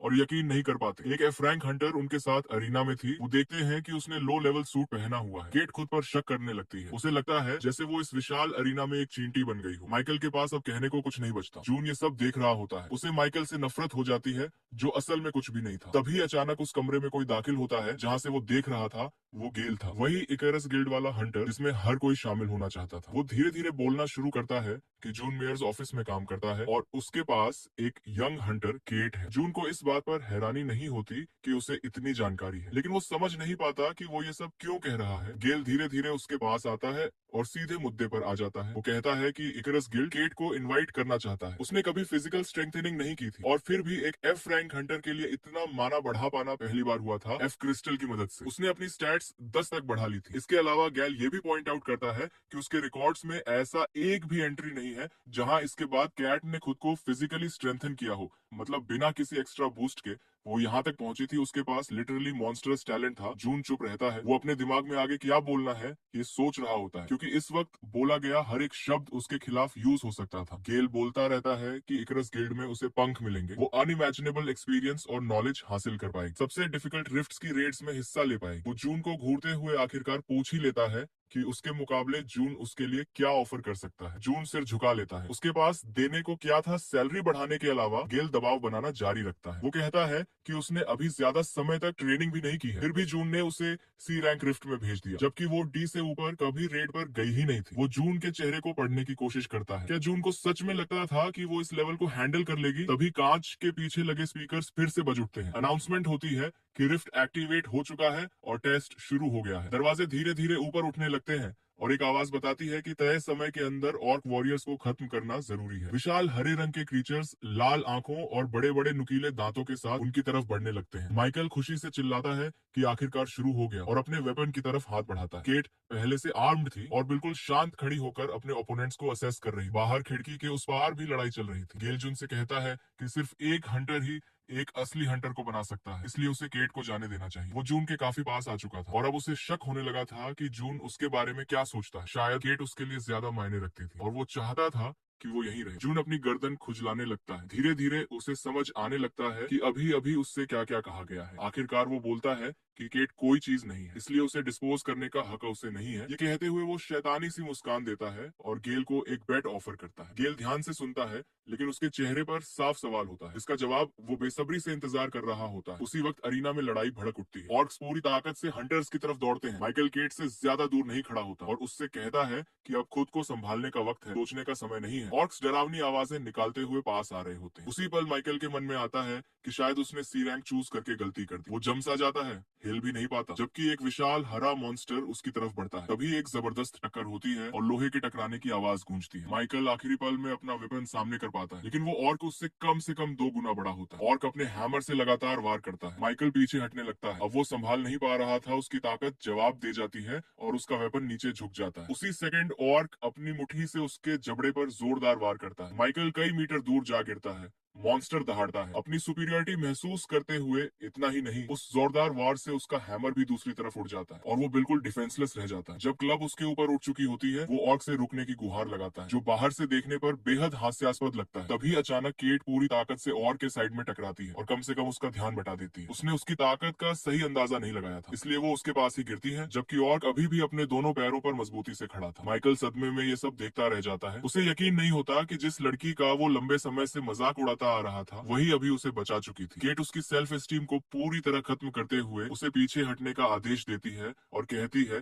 कि ऑर्क को वो अकेले संभालेगी। माइकल को समझ ही नहीं आता कि वो क्या बोल रही है। वो एक ऑर्क से कैसे निपटेगी, लेकिन दुश्मन को इससे कोई फर्क नहीं पड़ता। ऑर्क जोर से दहाड़ता है और अपना क्लब घुमाता है। वॉर बिल्कुल सटीक होता है, लेकिन केट छलांग लगाकर बच जाती है। यही वो पल होता है जब उसे समझने का मौका मिलता है कि ऑर्क कहाँ गलती कर रहा है। वो उसकी मूवमेंट्स को ध्यान से देखती है और आखिरकार उसकी अटैक लाइन समझ जाती है। उसकी आंखों में कॉन्फिडेंस भर जाता है और उसे पता चल जाता है कि अब क्या करना है। जैसे ही ऑर्क अगला वार करने की तैयारी करता है, केट तेजी से उसके पीछे पहुंच जाती है। कुछ प्रिसाइज स्ट्राइक्स और मॉन्स्टर को समझ आने लगता है कि वो किससे लड़ रहा है। वो बस मुड़कर उसे ढूंढने ही वाला होता है कि केट फिर से हमला कर देती है। ऑर्क की आंखें हैरानी से फैल जाती हैं। उसे समझ ही नहीं आता कि इस लड़की से कैसे निपटे। केट पहले ही अगला वार करने की तैयारी में होती है और उसी पल उसके ऊपर से एक स्मूथ सा समरसॉल्ट करती हुई निकल जाती है। वो अपनी तलवार को कसकर पकड़ती है, हर मूवमेंट पर पूरा कंट्रोल रखती है। उसका आखिरी वार सीधे मॉन्स्टर की पीठ में लगता है और और उसी पल साफ हो जाता है कि ये फेटल था। ये देखकर केट को खुद पर यकीन हो जाता है कि वो सिर्फ ऑर्क को हरा ही नहीं पाई बल्कि अपनी फेंसिंग स्किल्स को भी पूरी तरह यूज कर पाई थी। वो वहीं एक विक्ट्री पोज में रुक जाती है अरीना के ग्लास के पीछे। जो भी ये कार्नेज देख रहा था सब शॉक में थे और अरीना के अंदर भी यही हाल था। जो लोग अभी तक ये नहीं समझ पा रहे थे कि वो यहाँ क्यों है, अब उन्हें एहसास हो चुका था कि उन्होंने उसे बहुत गलत आंका था। सबसे बुरा हाल माइकल का था जो हमेशा उसका मजाक उड़ाता रहा था और अब उसी लड़की ने उसकी जान बचाई थी। जून संतोष से सिर हिलाता है। उसे पहले से पता था कि वो इस रिफ्ट को संभाल लेगी। गेल जोर से चिल्लाता है कि ये नामुमकिन है क्योंकि बस एक हफ्ते पहले तक वो सबसे लो रैंक की हंट्रेस थी। जून मुस्कुराते हुए उसकी तरफ देखता है और पूछता है कि वो इतना सरप्राइज क्यों है। फिर वो धीरे धीरे समझाना शुरू करता है कि मना यूज करने के सिर्फ 3 तरीके होते हैं। पहला, माना को वेपन में इन्वेस्ट करना, दूसरा माना को रिलीज करना और तीसरा माना रिप्लेसमेंट टेक्निक। वेपन में माना डालना ज्यादा मुश्किल नहीं होता, लेकिन केट ने फर्स्ट और सेकेंड टेक्निक को एक साथ यूज किया था और वो भी बेहद स्किलफुली। तभी कॉलम से आवाज आती है कि एग्जाम खत्म हो चुका है और एग्जामिनेशन रूम छोड़ने को कहा जाता है। हंटर्स एक दूसरे को चीयर करते हैं। बस माइकल वहीं जड़ होकर खड़ा रह जाता है। उसके पास पूछने के अलावा कुछ नहीं बचता कि ये सब मुमकिन कैसे हुआ। वो ऊपर स्कोर स्क्रीन देखता है जहां उसका नाम सबसे नीचे 0 स्कोर के साथ चमक रहा होता है। केट एग्जाम रूम से लगभग उड़ती हुई बाहर आती है और जून के पास भागकर उसे थैंक यू कहती है, लेकिन रास्ते में वही हंटर सामने आ जाता है जिसे वो एडमिरेशन से देख रही थी। वो मुस्कुराता है और कहता है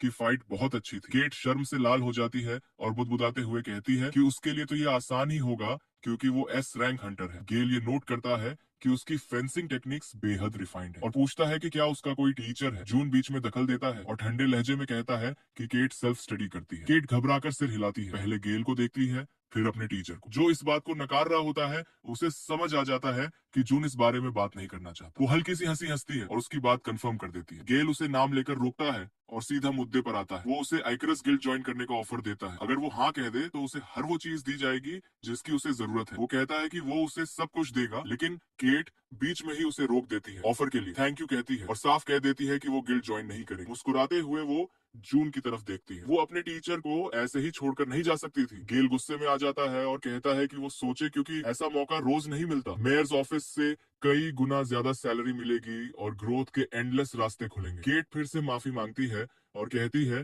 कि वो अब भी जैसी है उसमें खुश है। बात वहीं खत्म हो जाती है। दोनों मुड़ते हैं और हैरान हंटर को पीछे छोड़ते हुए चल पड़ते हैं। जाते जाते जून पलटकर गेल को याद दिलाता है कि उसे कॉल करना मत भूलना। गेल के दिमाग में एक सेकंड में हजारों ख्याल दौड़ जाते हैं। उसे समझ नहीं आता कि कॉल क्यों करे। तभी उसे वो बेट याद आ जाता है जो केट की फाइट शुरू होने से पहले लगी थी। जून ने कहा था कि उसकी वॉर्ड 5 से ज्यादा ऑर्क्स को गिरा देगी। अगर वो हार गया तो वो उसे गिल्ड ज्वाइन करने के लिए मना लेगा, लेकिन अगर वो जीत गया तो गेल को उसे क्लास ए सूट देना होगा। उस वक्त गेल को ये बेट बेवकूफी लगी थी क्योंकि उसे पूरा यकीन था कि वो जीतेगा, इसलिए उसने खुशी खुशी मान लिया था। अगले दिन सुबह से ही ऑफिस में खुशी की चीखें गूंज रही थी। केट ने सी रैंक हंटर कार्ड निकाल लिया था, लेकिन अब भी शर्माती फिर रही थी। ग्रेग और नेट उसे कंग्रेचुलेट करते हैं क्योंकि वो सीधे एफ से सी पहुंच गई थी। नेट अपना फोन निकालता है और पूछता है कि क्या वो ठीक है, क्योंकि उसके बारे में आर्टिकल तक पब्लिश हो गया था। वो हेडलाइंस पढ़ने लगता है जो लिटरली चिल्ला रही थी कि इकरस गिल्ड को रिजेक्ट कर दिया गया। एनवी करने लायक टैलेंट वाली ये लड़की आखिर है कौन। नेट को समझ नहीं आता क्योंकि इकरस सबसे बेस्ट गिल्ड थी। ग्रेग उसे कंधे से धक्का देता है और याद दिलाता है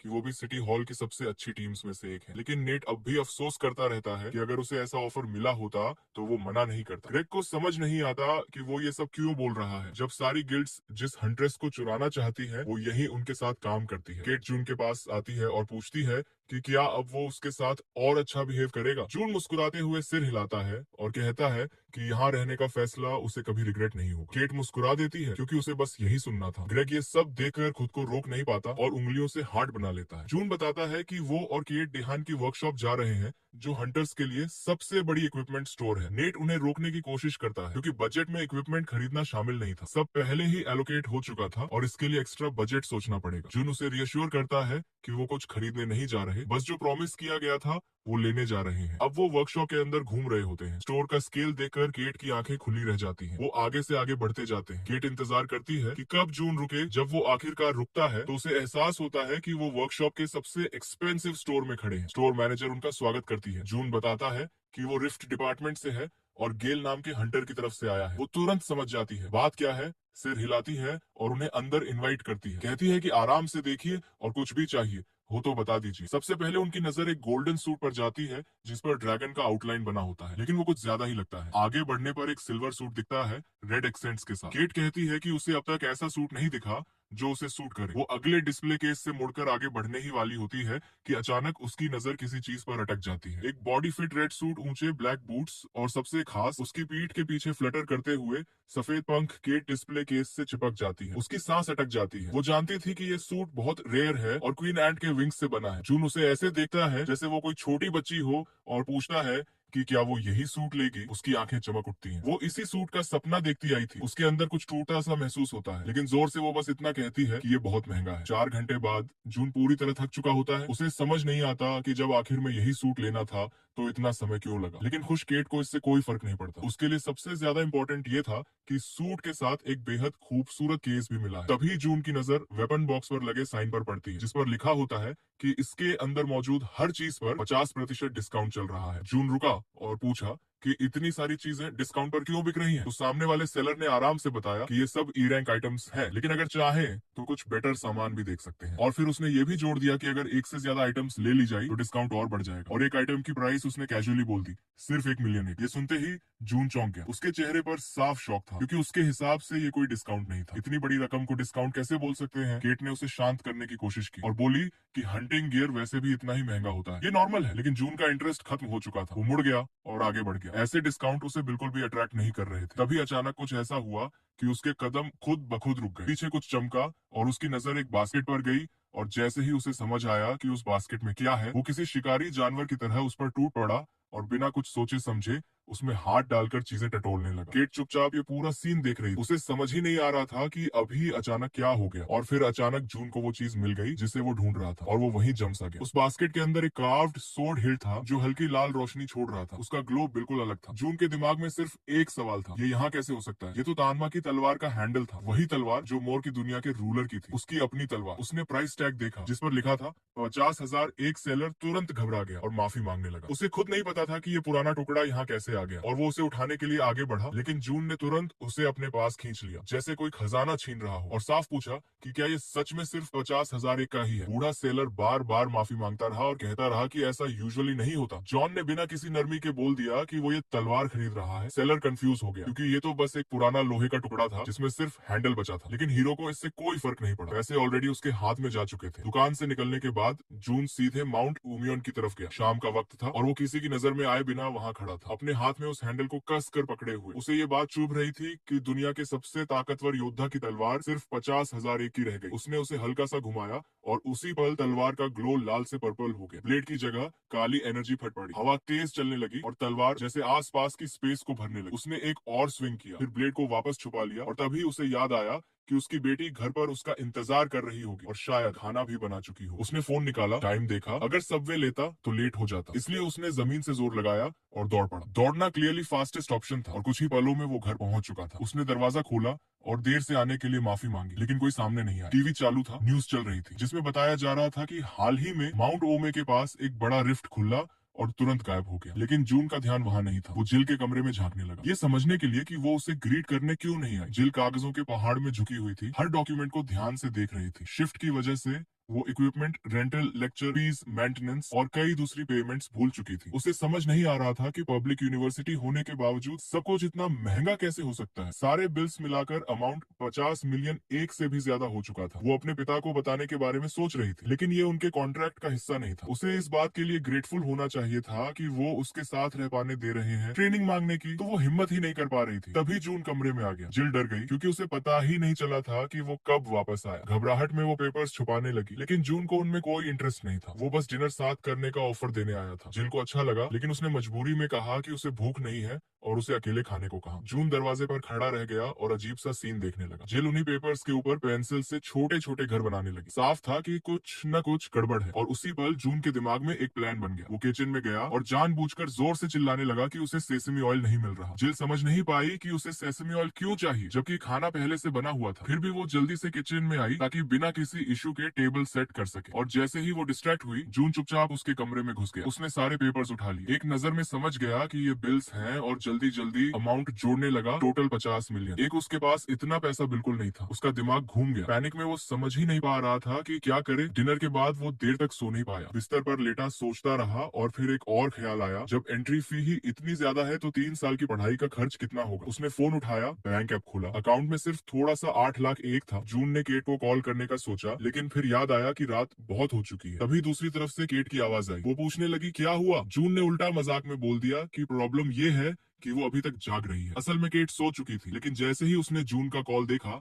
वो इग्नोर नहीं कर पाई। जून ने सीधे मुद्दे पर आकर पूछा कि मॉन्स्टर मारने से मिलने वाला रैंकना क्रिस्टल कितने का बिकता है। दूसरी तरफ से जवाब सुनते ही उसकी आंखें फैल गई। एक क्रिस्टल की कीमत 100 से 200 मिलियन तक जा सकती है। केट ने उसके कंसर्न के लिए थैंक्स कहा, लेकिन याद दिलाया कि वो अभी अभी सी रैंक पहुंची है। ए रैंक तक पहुंचना अभी बहुत दूर है। जून को समझ नहीं आया वो क्या कह रही है। उसने बस थैंक्स कहा और कॉल काट दिया। लेकिन उसी पर उसके दिमाग में पूरा प्लान क्लियर हो चुका था। रात जल्दी निकल गई और सुबह जून तुरंत सो गया, क्योंकि उसे पता था कि अगली सुबह उसे वही करना है जो उसने सोचा है। उसने हुड वाला स्वेटर पहना, मास्क, ग्लासेस और ग्लव्स बैग में डाले ताकि कोई पहचान न सके। फेक हंटर पास लिया और जिल का छोड़ा हुआ नोट पढ़ा, जिसमें लिखा था कि वो एक्सरसाइज करने गई है। मतलब उसके पास करीब 3 घंटे थे। वो सीधे माउंट गुरोंग पहुंचा, जहां हाल ही में एक रिफ्ट खुला था। प्रोटेक्टिव गियर पहना, लंबी छलांग लगाई, वार्निंग फेंसेस और साइंस को पार किया और सीधे उस रिफ्ट तक पहुंच गया। जून ने रिफ्ट एंट्री मशीन पर फेक कार्ड लगाया। ये एक रैंक ए रिफ्ट था। मशीन की आवाज ने वार्न किया कि रिफ्ट हंटर के रैंक से बहुत ऊपर है, लेकिन उसे कोई फर्क नहीं पड़ा, क्योंकि वो खुद टॉप रैंक हंटर था। आइडेंटिटी कंफर्म होते ही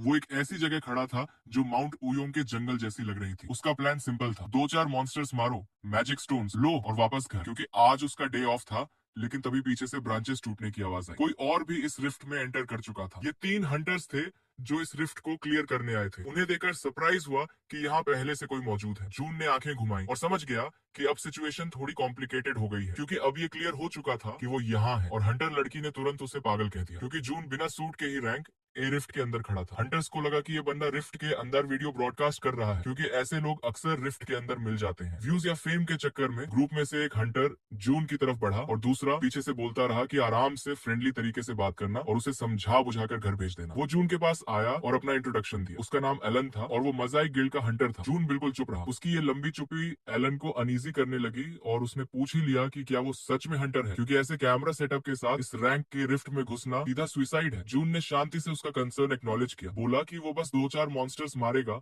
और निकल जाएगा, और फिर कैजुअली बोल दिया कि वो जा रहा है। इतना सुनते ही बाकी हंटर्स रिएक्ट करने लगे। माहौल गर्म होने ही वाला था कि अचानक जमीन जोर से कांपने लगी, जैसे अर्थक्वेक आ गया हो। जून को समझ ही नहीं आया क्या हो रहा है, इसलिए वो बस वहीं खड़ा रहा। तभी रिफ्ट के अंदर एक ग्लिच हुआ और सामने ओगर किंग प्रकट हो गया। उसी पल रिफ्ट का एग्जिट लॉक हो गया। अब या तो बॉस मरेगा या रिफ्ट में मौजूद सारे लोग। एलन चिल्लाया कि इमरजेंसी वीडियो बटन दबाओ। उसी समय हंटर एकेडमी के प्रेसिडेंट एड्रियन चॉल एक रिफ्ट में आए। सडन ग्लिच से टेंस हो गए। असिस्टेंट दौड़ता हुआ आया और बोला कि अंदर मिसाइल गिल्ड के 3 हंटर्स हैं और उनके साथ एक एफ रैंक हंटर भी है। एड्रियन चौंक गया और बोला, एफ रैंक हंटर वहां कैसे पहुंच गया? असिस्टेंट ने बताया कि इमरजेंसी कैमरों में आवाज नहीं है, लेकिन विजुअल से दिख रहा है कि हंटर्स ट्रेल्स फॉलो कर रहे हैं और बॉस को हंट करने वाले हैं। Missile guild A rank hunters में टॉप मानी जाती है और हैवी आर्मेड भी है, इसलिए उनके पास चांस है। एड्रियन ने तुरंत पूछा, बॉस कौन है? जवाब मिला, ओगर के। ये सुनकर प्रेसिडेंट और ज्यादा टेंस हो गया, क्योंकि चांसेस बहुत स्लिम थे। उसने तुरंत नेगोशिएशन रूम जाने का फैसला किया। रिफ्ट के अंदर हंटर्स तेजी से आगे बढ़ रहे थे। एलन ने मीरा को हॉक्स आई एक्टिवेट करने को कहा ताकि आसपास के मॉन्स्टर्स लोकेट हो सके। मीरा एक top class long range fighter थी। विलियम सबसे पावरफुल हीलर था जिसे एलन जानता था, और खुद एलन की हिस्ट्री ऐसी थी कि वो कभी फाइट नहीं हारा था। टीम की ओवरऑल स्ट्रेंथ असेस करके उसे लगा कि जीत का चांस है, बस थोड़ी ज्यादा लक चाहिए थी। तभी जून ने कैजुअली बोल दिया कि उनका रास्ता अलग है और वो शायद अलग डायरेक्शन में जाएगा। एलन भड़क गया और बोला, मुंह बंद रखो और पास रहो। अगर बेकार की बातें की तो ओगर से पहले मैं ही मार दूंगा। विलियम ने जून को कैचअप किया और अपोलोजाइज किया। बोला, नॉर्मली एलन अच्छा इंसान, बस अभी टेंशन में है। मीरा भी वरीड थी, क्योंकि ogre king S rank hunters के लिए भी आसान टारगेट नहीं होता। अचानक एलन ने सबको रुकने का इशारा किया और बोला, फालतू की बातें मत। सामने एक डार्क ओगर था जिसे पहले खत्म करना जरूरी था। कैप्टन ने मीरा से पूछा कि आसपास और कोई मॉन्स्टर तो नहीं। मीरा की आंखें ब्राइट येलो ग्लो करने लगी, जैसे उसके दिमाग में कोई स्कैनर चल रहा हो। एलन ने ऑर्डर दिया कि मीरा और विलियम पीछे से कवर देंगे और वो फ्रंट संभालेगा। फिर जून की तरफ मुड़कर बोला, कोई अजीब हरकत मत करना, यहीं खड़े रहो। वो आगे बढ़ ही रहे थे कि मीरा ने उन्हें रोक दिया। सबने सवालिया नजर से देखा तो उसने कहा, कुछ गड़बड़ है, सारे ओजर्स एक ही डायरेक्शन में मूव कर रहे हैं जैसे प्रोग्राम्ड हो। तभी उसे समझ आया ये सब ओगर किंग की तरफ जा रहे हैं जो पास ही कहीं है। इस मोमेंट पर जून को एहसास हुआ कि भले ही उसके साथ 3 स्ट्रॉन्ग हंटर्स हों, ये फाइट आसान नहीं होने वाली। 20 से ज्यादा मॉन्स्टर्स ऑलरेडी किंग के आसपास जमा हो चुके थे और नंबर बढ़ता ही जा रहा था। जून ने टीम को अप्रिशिएट किया, लेकिन ये भी समझ गया कि उनकी एबिलिटी से वो ज्यादा दूर नहीं जा पाएगा, इसलिए उसने खुद एक्शन लेने का फैसला किया और ओजीआर्स की तरफ बढ़ने लगा। एलन ने उसे जैकेट से पकड़ लिया जैसे सुसाइड बॉम्बर को रोक रहे हो और बोला, यही खड़ा रहे और सिर नीचे रख। जून कुछ बुदबुदाया तो एलन चिल्लाया कि अगर तेरी वजह से कुछ गड़बड़ हुई तो ओगर से पहले मैं तुझे मार दूंगा। जून ने हाथ जोड़कर बोला, बस एक बार सुन लो। हंटर गुस्से में कांप रहा था। अब वो चिल्लाया नहीं बल्कि ठंडी आवाज में बोला, चुप रहो वरना अभी मर जाओ। जून झाड़ियों में लेट गया, हामी भरी और बोला, जो करना है कर लो। एलन को लगा अब टाइम वेस्ट नहीं कर सकते, ओगर्स को एक एक करके गिराना होगा। जब तक मौका है फिर मीरा की स्नाइपर एबिलिटी यूज करेंगे और उन्होंने एक ऐसे मॉन्स्टर को सराउंड किया जो साइज में उनसे दोगुना था। एलन ने पावरफुल स्ट्राइक के लिए सोर्ड उठाई, लेकिन अगले ही पल उसका चेहरा डर से भर गया। डार्क ओगर ने हवा में ही सोर्ड पकड़ ली अपने विशाल हाथ से। मीरा ने तुरंत डिस्ट्रैक्शन के लिए एक्सप्लोसिव एरोस की बैराज उसके पीछे दाग दी। वो थोड़ी दूरी पर कॉन्फिडेंट खड़ी थी जबकि विलियम घबराया हुआ था। मॉन्स्टर ने एरोस झेलते हुए उनकी तरफ रुक किया। विलियम ने लेजर पिस्टल फायर करना शुरू किया ताकि अटेंशन बनी रहे। मशीन जैसा मॉन्स्टर उनकी तरफ बढ़ रहा था। विलियम ने एलन को जल्दी करने को कहा। एलन ने कहा, हीरो मत बनो, और सोर्ड उठाकर पूरी ताकत से वार किया। ओगर के घुटनों के नीचे लेग्स काट दिए। मॉन्स्टर दर्द से गरज उठा, उसकी आंखें गुस्से से लाल हो गईं। यही परफेक्ट मोमेंट था एलन के लिए फाइनल स्ट्राइक का। उसने मौका नहीं छोड़ा, सोर्ड सीधा उसकी पीठ में घुसा दिया। काला खून बह निकला। ओगर गिर चुका था। उन्होंने जायंट को जल्दी खत्म कर दिया। एलन ने सांसें संभाली और मीरा से पूछा, नेक्स्ट टारगेट कहाँ है? उसने कहा, बहुत पास है। एलन बोला, टाइम वेस्ट मत करो, अभी चलते हैं। तभी विलियम ने झाड़ियों की तरफ देखा जहाँ जून होना चाहिए था, लेकिन जून वहां नहीं था, वो गायब हो चुका था। मतलब अब इस बेवकूफ को ढूंढना पड़ेगा। थोड़ी दूर पर लाइट म्यूजिक जैसा कुछ चल रहा था। चारों तरफ रोशनी की किरणें घूम रही थी उस डिस्को का। कल्प्रिट जून था। सब शांत होने के बाद वो मैदान में खड़ा था। चारों तरफ मरे हुए ओजर्स पड़े थे। उसने एक टहनी उठाई और ओजर्स को पोक करके उनके क्रिस्टल्स निकालने लगा। एक और ब्लू क्रिस्टल निकालकर खुश हो गया और ब्रीफ केस में रख लिया। उसे लगा इतना काफी है, लेकिन वापस जाना पॉसिबल नहीं था। एग्जिट अभी भी लॉक्ड था। ओगर किंग को जल्दी पकड़ना जरूरी था। उसे याद आया एलन ने धमकी दी थी, इसलिए उसने सोचा लेट कर आराम करते हैं और हंटर्स को पसीना बहाने देते हैं बैटलफील्ड में। ठीक यही हुआ। एलन ओगर पर चढ़कर उसकी गर्दन काटने की कोशिश कर रहा था। मीरा उसके चेहरे पर लगातार एरोस चला रही थी और आखिरकार ओगर जमीन पर गिरा। एलन को भी साथ में गिरा दिया। विलियम जमीन पर बैठ गया। उसकी ताकत खत्म हो चुकी थी। एलन उसके ऊपर पड़ा था। हंटर्स ने कहा, ये ओपोनेंट्स सच में टफ हैं, लेकिन सवाल अब भी वही था, मॉन्स्टर्स लगातार इकट्ठा क्यों हो रहे हैं? उन्होंने अब तक सिर्फ 11 मॉन्स्टर्स मारे थे। उनकी सारी स्ट्रेंथ लगभग खत्म हो चुकी थी। अब जीत का बस एक ही तरीका बचा था कि ओगर किंग कोई बड़ी मिस्टेक कर दे। एलन दिमाग पर जोर डाल ही रहा था कि पीछे से विलियम की डरी हुई आवाज आई। आवाज में ऐसा डर था कि एलन तुरंत पलटा और जैसे ही उसने पीछे देखा उसे डर की वजह समझ आ गई। ठीक उनके पीछे मॉन्स्टर्स की एक पूरी की पूरी आर्मी खड़ी थी और बीच में खुद ओगर किंग था। एलन के चेहरे पर डर भी था और गुस्सा भी, क्योंकि उसे समझ ही नहीं आया कि ये सब इतनी जल्दी कब इकट्ठा हो गए। अब तैयारी का बिल्कुल भी टाइम नहीं था, इन्हीं हालात में फाइट करनी थी। एलन ने खुद को संभालते हुए सबको फोकस रहने को कहा और बोला कि हमें बेहद केयरफुल रहना होगा। उसने आइडिया दिया कि धीरे धीरे पीछे हटते हुए एक एक करके मॉन्स्टर्स को पिक करें, लेकिन बोलते बोलते वो खुद रुक गया। उसे भी एहसास हो गया था शायद यही एंड है, अब कुछ बचा नहीं है, शायद आज यही सब मरने वाले हैं। और तभी अचानक एक जोरदार एक्सप्लोजन हुआ। ओगर्स ने हमला कर दिया। उस झटके से विलियम उड़ता हुआ जाकर पेड़ से टकराया। ओगर किंग ने एक भयानक धाड़ मारी जैसे अपनी आर्मी को अटैक का सिग्नल दे रहा हो। ओगर्स सीधे मीरा और एलन की तरफ बढ़ने लगे और उसी पल मीरा के दिमाग में अजीब ख्याल आया कि शायद आज सुबह का ब्रेकफास्ट उसकी लाइफ का सबसे टेस्टी और आखिरी ब्रेकफास्ट था। ठीक की स्त्री। टीम का कैप्टन तुरंत उसके आगे आकर खड़ा हो गया और उसे चिल्लाकर कहा कि भागो, विलियम को साथ लेकर निकल जाओ, मैं इन्हें रोकता हूँ। लेकिन मीरा के शरीर में इतनी ताकत ही नहीं बची थी कि वो हिल सके। तब एलन ने और जोर से कमांड किया ताकि उसे साफ समझ आ जाए कि ये मजाक नहीं है, वो सच में उन्हें निकलने का ऑर्डर दे रहा है। और बिना एक पल गंवाए वो अपनी लंबी सोर्ड आगे करके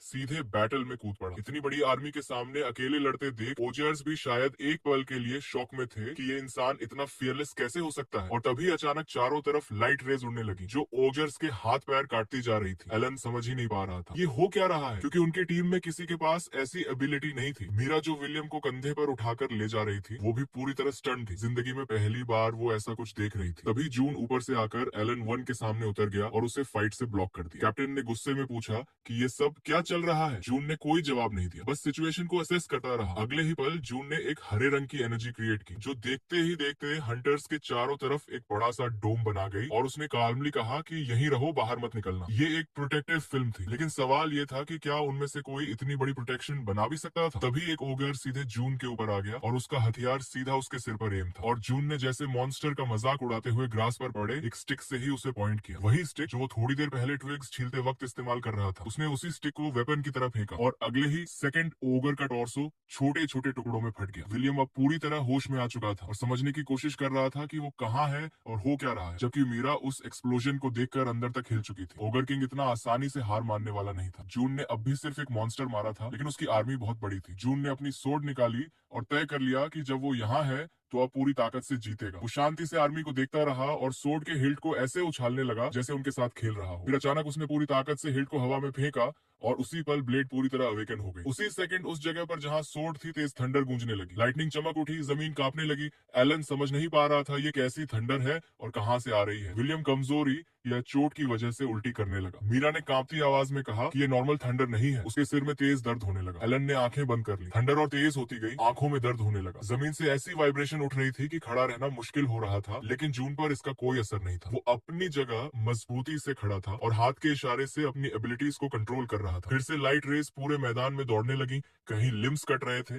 कहीं मॉन्स्टर्स के शरीर में सीधे होल्स बन रहे थे। हर नए एक्शन के साथ वो एफ रैंक हंटर और ज्यादा लीथल होता जा रहा था। किसी को समझ नहीं आ रहा था उसने सोर्ड मास्टरी कब और कैसे हासिल की। और फिर वो रेस सीधे ओगर किंग तक पहुंच गई। सारी पावर उसी पर गिर पड़ी क्योंकि उसकी पूरी आर्मी खत्म हो चुकी थी। ओगर किंग के मुंह से एक दर्दनाक चीख निकली, चारों तरफ खून फैल गया। ये उसकी पूरी तरह डिफीट थी। जून ने सोर्ड का हिल्ट वापस खींचा और बिना आवाज के उसे पकड़ लिया। बिना एक कदम आगे बढ़े उसने पूरा मैदान ओगर्स और उनके किंग से साफ कर दिया। और तभी एक मैसेज आया कि रिफ्ट नॉर्मल स्टेट में लौट रहा है। आखिरकार घर जाना पॉसिबल था। एलन धीरे धीरे उठा, लेकिन अभी भी उसे यकीन नहीं हो रहा था कि फाइट सच में खत्म हो गई है या वो इतनी बुरी तरह घायल है कि सपना देख रहा है। वो जून के पास दौड़कर गया और पूछा कि उसने ये सब कैसे किया, जिस पर जून ने कैजुअली कहा कि बस ये मान लो कि ओगर किंग तुम लोगों ने मारा है। वो क्रिस्टल्स को अपने बैकपैक में डालते हुए बोलता रहा कि इससे उनकी रेपुटेशन बढ़ेगी और हंटर्स के तौर पर वैल्यू भी। ये बात एलन के दिमाग में बिल्कुल फिट नहीं बैठ रही थी। उसने अकेले बॉस और आर्मी खत्म की और क्रेडिट उन्हें दे रहा था। जून ने कहा कि वो जो चाहे करे, लेकिन उसकी जान बचाने का वो एहसान जरूर माने और ये क्रिस्टल्स उसके लिए काफी है। वो जल्दी से गुड बाय बोला और अगले ही पल गायब हो गया। हंटर्स खाली जगह को देखते रह गए और समझ ही नहीं पाए कि वो ऐसे ही क्यों चला गया। एलन ने कहा कम से कम उसका बिजनेस कार्ड तो लेना चाहिए था, जिस पर मीरा ने जवाब दिया कि वो वैसे भी दोबारा नहीं आता क्योंकि हर वक्त गालियां ही दे रहा था। हंटर एकेडमी में सब मॉनिटर्स के सामने चुपचाप बैठे, ऐसा लग रहा था जैसे आसपास की दुनिया रुक गई हो। दो एम्प्लॉइज स्क्रीन को घूर रहे थे, समझ नहीं पा रहे थे कि उन्होंने अभी क्या देख लिया। प्रेसिडेंट एड्रियन ने कहा कि ओजर्स के आने वाले मोमेंट से टेप दोबारा चलाओ। रिकॉर्डिंग फिर से चली। आर्मी का आना, एलन का ऑर्डर और जून का डोम से बाहर न निकलने वाला सेंटेंस। एड्रियन ने यही टेप रोकने को कहा। वो स्क्रीन में जून को देख रहा था जो बार बार किसी सोर्ड जैसी चीज को फेंक रहा था। जूम करने पर साफ हुआ कि वो सोर्ड नहीं, सिर्फ एक हैंडल था। इसके बाद थंडर और सिर दर्द की स्क्रीम्स आई और यही सभी कैमरास की रिकॉर्डिंग बंद हो गई। एक एम्प्लॉई ने बताया, जिस पर एड्रियन ने उसका नाम पूछा, उसने कहा किम प्रेसिडेंट, और ज्यादा टेंस हो गया। वो इस हंटर की इन्फॉर्मेशन निकालने की कोशिश करता रहा, लेकिन कॉलिग्स ने बताया कि कुछ भी रियल नहीं है। रजिस्ट्रेशन नंबर, एड्रेस सब फेक है, यहाँ तक कि डेट ऑफ बर्थ भी 99 दिन 99 महीना 999। उसने पूछा क्या किसी ने देखा कि वो रिफ्ट से बाहर कैसे निकला, क्योंकि और हंटर्स भी भेजे गए थे। एड्रियन ने सोचने के लिए अपनी उंगलियों कनपट्टी पर रखी, लेकिन कोई जवाब नहीं था। एक बात साफ थी, उसकी स्किल्स कम से कम एस रैंक से भी ऊपर की थी। उसे अब साफ समझ आ गया था कि जून ने माना को सीधे स्वॉर्ड में ट्रांसफर करने वाली टेक्निक पूरी तरह मास्टर कर ली है। और जो प्रोटेक्टिव फिल्म उसने बनाई थी वो कोई नॉर्मल बैरियर नहीं बल्कि एक स्पेशल स्किल का इस्तेमाल था। प्रेसिडेंट एड्रियन जितना जानता था उसके हिसाब से हंटर्स की दुनिया में इस तरह की फाइटिंग स्टाइल और कंट्रोल रखने वाला कोई भी रजिस्टर्ड हंटर मौजूद नहीं था, और उसे पूरा भरोसा था कि बहुत जल्द ये बात बाहर आ ही जाएगी। उधर जून पहले ही घर पहुंच चुका था और लिटरली जिल के आने से सिर्फ 10 मिनट पहले अंदर घुस पाया। जैसे ही डोर का लॉक क्लिक हुआ, उसने बिल्कुल नॉर्मल अंदाज में उससे पूछा कि वो कहाँ गई थी। जिल किचन में गई, भारी बैग्स टेबल पर रखे, और बोली कि स्पोर्ट्स के बाद ग्रोसरीज लेने स्टोर चली गई थी। फिर उसने पलट कर पूछा कि क्या उसने लंच किया था। जून ने कैजुअली कहा कि डिनर का मन नहीं है, लेकिन टाइम है तो अपना रूम क्लीन कर ले। बेडरूम में घुसते ही वो बेड पर गिर पड़ा, एक लंबी सांस ली और खुद को कन्विंस किया कि रूम वैसे भी काफी क्लीन है, सुबह से लगातार खड़ा था तो अब कुछ करने की एनर्जी बिल्कुल नहीं बची थी। तभी वो अचानक उठकर बेड साइड टेबल की तरफ बढ़ा और वो बॉक्स खोला जिसमें आज मिले मैजिक स्टोन्स रखे थे। जून को याद आया कि वर्कशॉप वाली लड़की ने क्रिस्टल इवेल्युएट करते वक्त कहा था कि कमीशन कटने के बाद प्राइस 250 मिलियन होगा। उसने सिर्फ एक छोटा स्टोन बेचा था, शायद इससे सस्पेशन ना हो। उसने सोचा था एक स्टोन से ज्यादा फर्क नहीं पड़ेगा, लेकिन अब बाकी 9 स्टोन्स का क्या करे ये समझ नहीं आ रहा था। और वैसे भी सिर जोर से दर्द कर रहा था, सोचने की हालत नहीं थी। उसने क्रिस्टल्स को हवा में उछाला, छोटे छोटे पत्थर बेड पर बिखर गए और वो हाथ पैर फैलाकर लेट गया। साफ था उसे आराम की सख्त जरूरत थी। दिन कब गुजर गया पता ही नहीं चला। वो सोता रहा, ताकत वापस आती रही और फिर डिनर का टाइम आ गया। जिल ने बिना किसी शक के कहा कि उसने बहुत सारे स्नैक्स बनाए हैं और अगर कम पड़े तो और भी बना देगी। जून ने उसे वो डॉक्यूमेंट्स और इनवॉइसेस पकड़ा दिए जिनकी वो काफी टाइम से चिंता कर रही थी। जिल ने सिर झुका लिया और फ्रस्ट्रेटेड होकर पूछा कि क्या उसने सच में उन्हें देखा भी था। जून बस एक ही बात जानना चाहता था कि उसने उसे कुछ बताया क्यों नहीं। जिल को डर था कि कहीं वो उससे नफरत न करने लगे। वो जून का एहसान मानती थी कि उसने उसे यहाँ रहने दिया और बिल्स चुकाने के लिए 50 मिलियन चाहिए थे। वो उसे ट्रबल नहीं देना चाहती थी। जून ने आर्म्स क्रॉस कर लिए और कहा कि हाँ ये स्ट्रेसफुल तो था और वैसे भी कॉन्ट्रैक्ट में इसका कोई मेंशन नहीं था, इसलिए इसे तुरंत ऐड करना जरूरी है। जिल की आंखें फैल गईं। वो समझ ही नहीं पाई कि वो क्या बोल रहा है। जून ने कॉन्ट्रैक्ट निकाला और उसमें एक नया क्लॉज जोड़ दिया जिसमें लिखा था कि उसकी एजुकेशन से जुड़े सारे खर्च वो खुद उठाएगा। उसने पेपर उसे पकड़ा दिया और कहा कि साइन कर दो, उसे भूख लगी है। जिल ने डॉक्यूमेंट देखा, उसकी आंखों में आंसू भरा। जून ने सेटिस्फाइड होकर कहा कि डैड भूखा है, जल्दी साइन करो। वो रोते हुए थैंक यू बोलती रही। जून ने उसे नैपकिन्स दी और मजाक किया कि उसकी बेटी उसे बहुत महंगी पड़ रही है। आधी रात तक वो उसे थैंक यू कहना बंद कराने में लगे रहे। फिर एक नई सुबह आई और काम पर जाने का वक्त हो गया। सब कुछ नॉर्मल लग रहा था। वो कोट पहनते हुए जोर से बोला कि वो निकल रहा है, लेकिन जिल ने उसे रुकने को कहा। वो भाग कर आई, उसका टेढ़ा टाई ठीक किया, फिर एक बैग पकड़ा दिया जिसमें उसने उसके लिए स्नैक तैयार किया था। जून ने कंफ्यूज होकर बैग देखा, थैंक्स कहा और बोला कि अब सच में जाना पड़ेगा। जिल का चेहरा खुशी से चमक रहा था। वो हर बात पर हाँ में हाँ मिला रही थी और अपने डैड को गुड डे विश किया। जून कॉरिडोर में निकला, डोर बंद हुआ, लॉक क्लिक हुआ, लेकिन वो वहीं खड़ा रह गया। उसे खुद समझ नहीं आया ये फीलिंग क्या है। शायद यही 50 मिलियन की पावर होती है। ऑफिस में शांति थी। नेट अकेला बैठा न्यूज सुन रहा था, सोच रहा था कि मजाई गिल्ड आजकल काफी पॉपुलर हो रही है। तभी डोर खुला और जून अंदर आया। गुड मॉर्निंग बोला और पूछा कि क्या उसने वो न्यूज देखी जिसमें 3 ए रैंक हंटर्स ने एक लार्ज रिफ्ट का बॉस मार दिया था। नेट नर्वस हो गया और हकलाते हुए बोला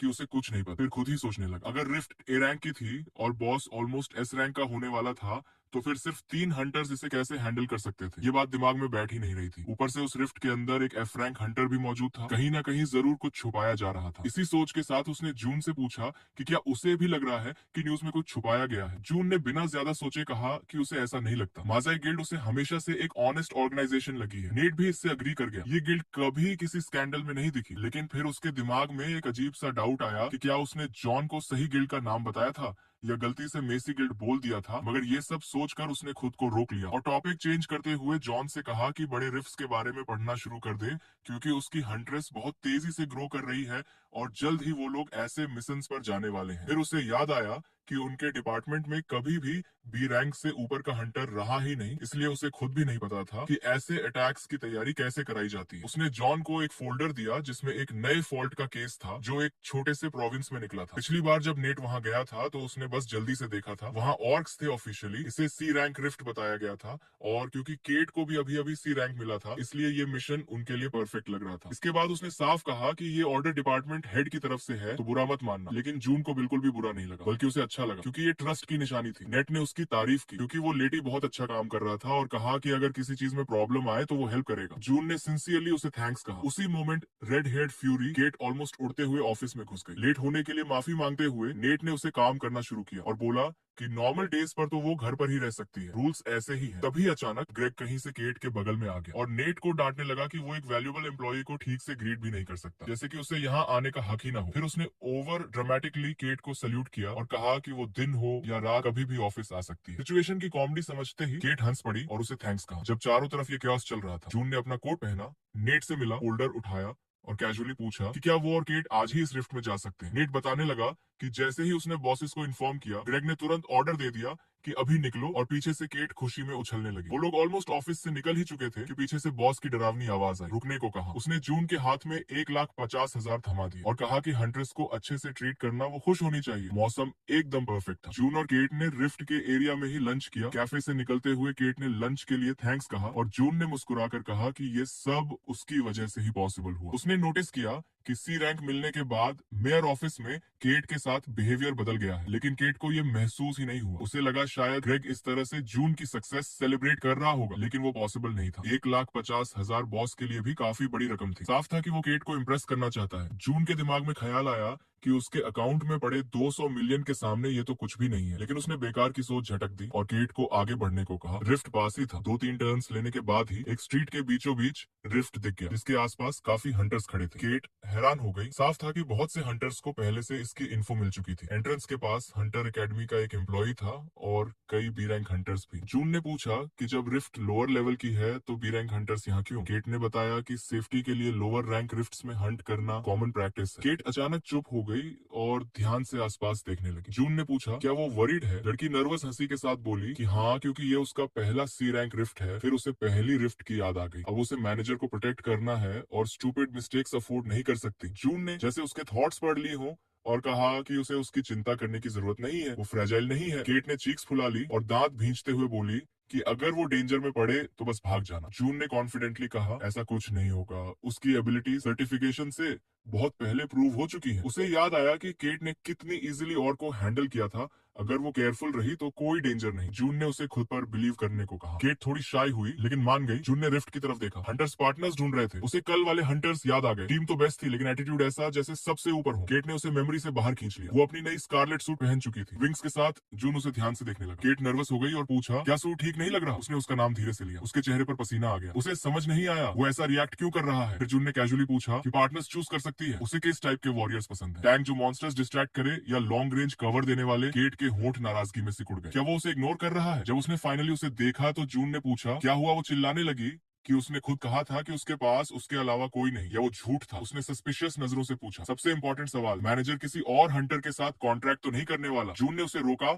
और कहा कि अगर वो किसी और से कॉन्ट्रैक्ट करता भी है तो इसका मतलब ये नहीं कि उसका कॉन्ट्रैक्ट खत्म होगा। ये सुनते ही उसकी भौहें नीचे झुक गईं और बोली उसे अब किसी की जरूरत नहीं है। वो घूमी और एटीट्यूड में रिफ्ट की तरफ चल दी, ये कहते हुए कि फॉलो करो, काम करना है। रिफ्ट के पास हंटर एकेडमी का एक ट्रेनी था जिसकी उंगली नाक में घुसी हुई थी। उसने जो निकाला उसे फेंका और सिचुएशन पर ध्यान दिया। 2 दिन हो चुके थे। रिफ्ट खुले हुए लेकिन अंदर गए हंटर्स वापस नहीं आए। पहले दिन गई टीम 8 घंटे बाद लौटी थी। उसके बाद 32 हंटर्स अंदर गए लेकिन कोई बाहर नहीं आया। नॉर्मली हंट 8 घंटे में खत्म हो जाती है और यहाँ तो ना खाने की चीज है ना आराम की जगह। उसने रिपोर्ट करने का सोचा लेकिन फिर सोचा शिफ्ट चेंज होने वाला है, अगला देख लेगा, वो सिर्फ इंटर्न है। तभी एक आदमी की आवाज आई, उसकी तारीफ की और खुद को जून बताया। साथ में केट है मेयर ऑफिस के फॉल डिपार्टमेंट से। इंटर्न ने टैबलेट दे दिया। आइडेंटिटी कंफर्म करते हुए उसकी नजर केट पर टिक गई और उसे याद आया यही वो हंट्रेस है जिसने इकरस गिल्ड को रिजेक्ट किया था। केट शर्म से नजरें झुका ली। जून ने ऑकवर्ड साइलेंस तोड़ते हुए रिफ्ट में जाने की परमिशन मांगी।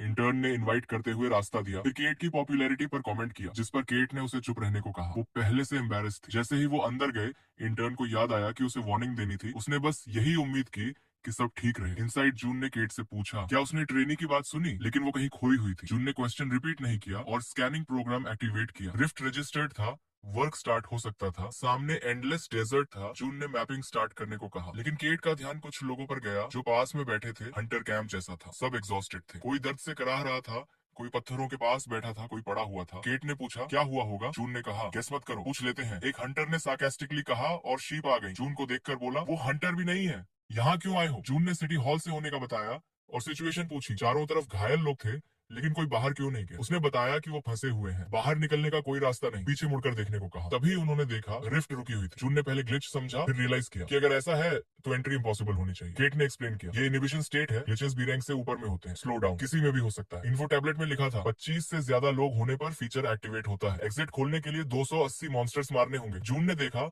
चैंपियन मॉन्स्टर मारने पर बी रैंक वेपन मिलेगा। हंटर ने कहा वेट करो, एकेडमी हेल्प भेजेगी। जून ने कहा मिलकर कर सकते हैं। हंटर बोला तुम्हें पता है कौन से मॉन्स्टर्स हैं? सबको ऑक्स लगे थे लेकिन असल में आगे बी रैंक ट्रोल्स थे। केट घबरा गई। ट्रोल्स ऑक्स से कई गुना स्ट्रॉन्ग होते हैं, रिजेनरेट करते हैं, माइनर वुंड से नहीं मरते, फेटल ब्लो चाहिए। प्रॉब्लम ये थी कि वो जून की सेफ्टी को लेकर श्योर नहीं थी। उसने पीछे हटने को कहा। जून ने सोचा यही बेस्ट चांस है वेपन अपग्रेड का। उसने टीम बनाई, Ross Archer, Henry tank, Arthur healer. Fight शुरू हुई। हेनरी ने शील्ड उठाया, ट्रोल्स खींचे। केट ने देखा वो ऑफेंसिव टैंक है। रॉस ने मार्क लगाया, एरोस बरसाए, ट्रोल गरजा, एरो तोड़ा, लेकिन रॉस ने हंसते हुए कहा अब थोड़ा पिंच होगा, क्योंकि 20 एरोस एक साथ आने वाले हैंड ट्रोल ने अपना सिर नीचे झुका लिया, या तो अपनी आंखों को बचाने के लिए या फिर उन तीरों से निकलती रोशनी से उन्हें छुपाने के लिए। लेकिन इस हमले से उसे कोई खास नुकसान नहीं हुआ, बस उसे अपने शरीर से तीर निकालने में ज्यादा वक्त लग गया और यहीं पर सिचुएशन थोड़ी बिगड़ गई, क्योंकि रॉस को पूरा यकीन था कि इतने तीरों के बाद मॉन्स्टर गिर चुका होगा। जैसे ही ट्रोल ने अपने शरीर से सारे तीर तोड़े और निकाले, वो गुस्से में सीधे अपने अटैकर की तरफ भागा, लेकिन उससे पहले ही केट उसके रास्ते में आ गई, पूरी तरह अटैक के लिए रेडी। वो ऊंची कूद लगाकर हवा में उछली, उसकी तलवार ऊपर उठी हुई थी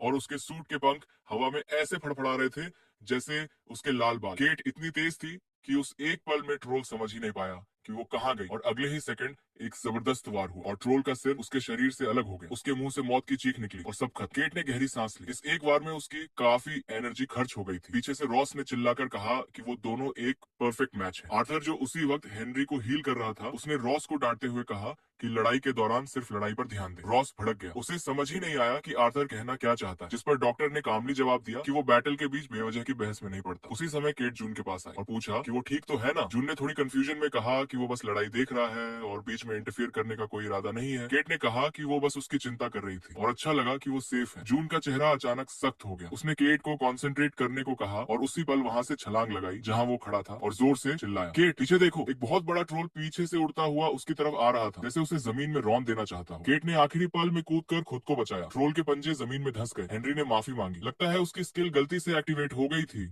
और केट डेंजर में आ गई थी। जो अभी हुआ वो बेहद खतरनाक था। केट के दिमाग में ख्याल आया कि अगर मैनेजर पर हमला हो जाता तो क्या होता, वो वहीं मर सकता था। ये उसकी सबसे बड़ी गलती बन सकती थी, लेकिन ये सोच उसे कमजोर नहीं बल्कि और मजबूत बना गई। अब वो अपने बॉस को बचाने के लिए सब कुछ खत्म करने को तैयार थी। उसने तलवार की मूठ को कसकर पकड़ा, ऐसा लग रहा था जैसे तलवार उसकी हथेली से चिपक गई हो। केट फिर से बैटल में कूद पड़ी, अब उसे कोई रोक नहीं सकता था। ट्रोल ने अपना मुंह चौड़ा खोल दिया, जैसे वो भी उसके कॉन्फिडेंस से हैरान हो। केट ने लगातार कई तेज कट लगाए। हमले ताकतवर थे, लेकिन उसके मूव्स में फिर भी एक अजीब सी ग्रेस थी। ट्रोल ने पीछे की तरफ बड़ी बड़ी छलांग लगाई ताकि उसे मनूवर करने की जगह मिले, लेकिन जब उसने देखा कि केट फिर से उसकी तरफ टूट पड़ी है तो उसने अपने लिए एकमात्र सही फैसला लिया। मॉन्स्टर ने एक भयानक रोर निकाली जिससे आसपास की हवा तक कांपने लगी। केट अचानक रुक गई, उसे समझ नहीं आया कि ये क्या था। हेनरी ने ऑलमोस्ट गिड़गिड़ाते हुए कहा, प्लीज ऐसा मत हो, लेकिन वो गलत नहीं था, ये बैटल क्राई थी। ट्रोल ने अपने झुंड को बुला लिया। नीले रंग के मॉन्स्टर्स का एक पूरा झुंड उनकी तरफ दौड़ पड़ा, गुर्राते हुए जमीन तक को चीरने की कोशिश करते हुए बाकी हंटर्स पलट कर भागने लगे। यही एक सेफ रास्ता लग रहा था, लेकिन केट वहीं खड़ी रही। वो बस उस मौत के तूफान को अपनी तरफ आते देखती रही। 9 मॉन्स्टर्स उसकी तरफ बढ़ रहे थे, लेकिन उसके मन में पीछे हटने का कोई ख्याल नहीं था। रॉस ने ये देखा, उसे मरने का शौक नहीं था, लेकिन वो उसे अकेला भी नहीं छोड़ सकता था। उसने अपने पार्टनर्स को पीछे छोड़ा और चिल्लाकर रुकने को कहा। केट को मदद चाहिए। सबने देखा कि वो लड़की पूरे कॉन्फिडेंस के साथ ट्रोल्स की भीड़ की तरफ चल रही थी। आर्थर को समझ नहीं आ रहा था क्या करे, लेकिन हेनरी ने साफ कह दिया, यहाँ रुके तो सब मर जाएंगे, रिट्रीट ही सही है। लेकिन रॉस की नजर एक और चीज पर गई। केट की तलवार पर उसकी ब्लेड से नीली रोशनी निकल रही थी, जैसे एनर्जी से भरी हो। ये स्वॉर्ड ऑनरा थी। जून सब कुछ दूर से छुपकर देख रहा था। उसे उसकी एबिलिटीज पर पूरा भरोसा था और वो नहीं चाहता था कि केट को उसकी वजह से जरा भी डिस्ट्रैक्शन हो। हेनरी चिल्लाया कि ऑरा हो या कुछ भी, ऐसे खड़े रहकर मौत का इंतजार नहीं कर सकते। आसपास और भी मॉन्स्टर्स हो सकते हैं, लेकिन रॉस ने उसकी एक नहीं सुनी। केट के बिहेवियर ने उसे कॉन्फिडेंस दिया था। उसे यकीन हो गया था कि वो संभाल सकती है और वो दौड़ पड़ा। ओगर्स अपने पंजे और दांत निकालकर उन पर टूट पड़े। केट ने फाइटिंग स्टांस ली, पहला वार करने के लिए तैयार। अब वो काफी पास आ चुके थे। उसने जोर से झटका दिया और तलवार आगे कर दी। आर्थर और हेनरी को लगा वो पागल हो गई है, लेकिन उसे कवर देना जरूरी था, इसलिए वो भी रॉस के पीछे पीछे उस स्लॉटर की तरफ बढ़ गए। उसी वक्त जून के घर पर जिल का एक बिल्कुल नॉर्मल दिन चल रहा था। उसने फ्रिज में तरह तरह के स्नैक्स भर दिए, ये सोचकर कि डैड को पसंद आएंगे। आराम से स्ट्रेच लेते हुए वो सफाई में लग गई। लिविंग रूम साफ किया, अपना कमरा साफ किया, सारे कपड़े धोकर प्रेस किए। फिर उसने सोचा पापा के कमरे की भी सफाई कर देती है। धूल झाड़ी, वैक्यूम चलाया। तभी उसकी नजर एक अजीब सी किताब पर पड़ी जिसका टाइटल था 50 ways to become a good father. वैसे हैरान होने की कोई बात नहीं थी, वो तो अभी हाल ही में गर्म पानी चलाना सीखा था। मेमोरी लॉस वाकई डरावनी चीज है। किताब में इतने मार्क्स लगे थे कि जिल पढ़ना चाहती थी, लेकिन फिर रुक गई। उसने सोचा उसके पर्सनल मामलों में दखल नहीं देगी। वैक्यूम उठाया और आगे बढ़ गई। सफाई के साथ साथ स्कूल भी जल्दी खत्म करना था। हंटर बनना था और सब कुछ उसे 20 गुना वापस करना था। वैक्यूम करते वक्त उसे टेबल के नीचे एक गार्बेज बैग दिखा, लेकिन जब उसने खींचा तो वो बहुत भारी लगा। कचरे जैसा बिल्कुल नहीं, अंदर से एक मैजिक स्टोन निकला। क्या पापा ने इसे फेंक दिया था? नहीं, ऐसा हो ही नहीं सकता। शायद गलती से गिर गया होगा। स्टोन काफी महंगा लग रहा था, लेकिन उसने ज्यादा नहीं सोचा और वापस रख दिया। फिर उसने बेड साइड टेबल की ऊपर वाली ड्रॉर खोली और जो उसने देखा उसकी उम्मीद उसे बिल्कुल नहीं थी। वो जोर से चीख पड़ी। जून के बेड पर ढेर सारे मैजिक स्टोन्स बिखरे थे, पूरे 9 स्टोन थे। वो सोचने लगी इसकी कीमत कितनी होगी। उतना ही अजीब एक पर्पल सा चीज भी था। बॉक्स में शायद फेंक देना चाहिए, और वहीं एक डॉक्यूमेंट भी था हंटर पास, किसी ऐसे आदमी के नाम पर जिसे वो नहीं जानती थी।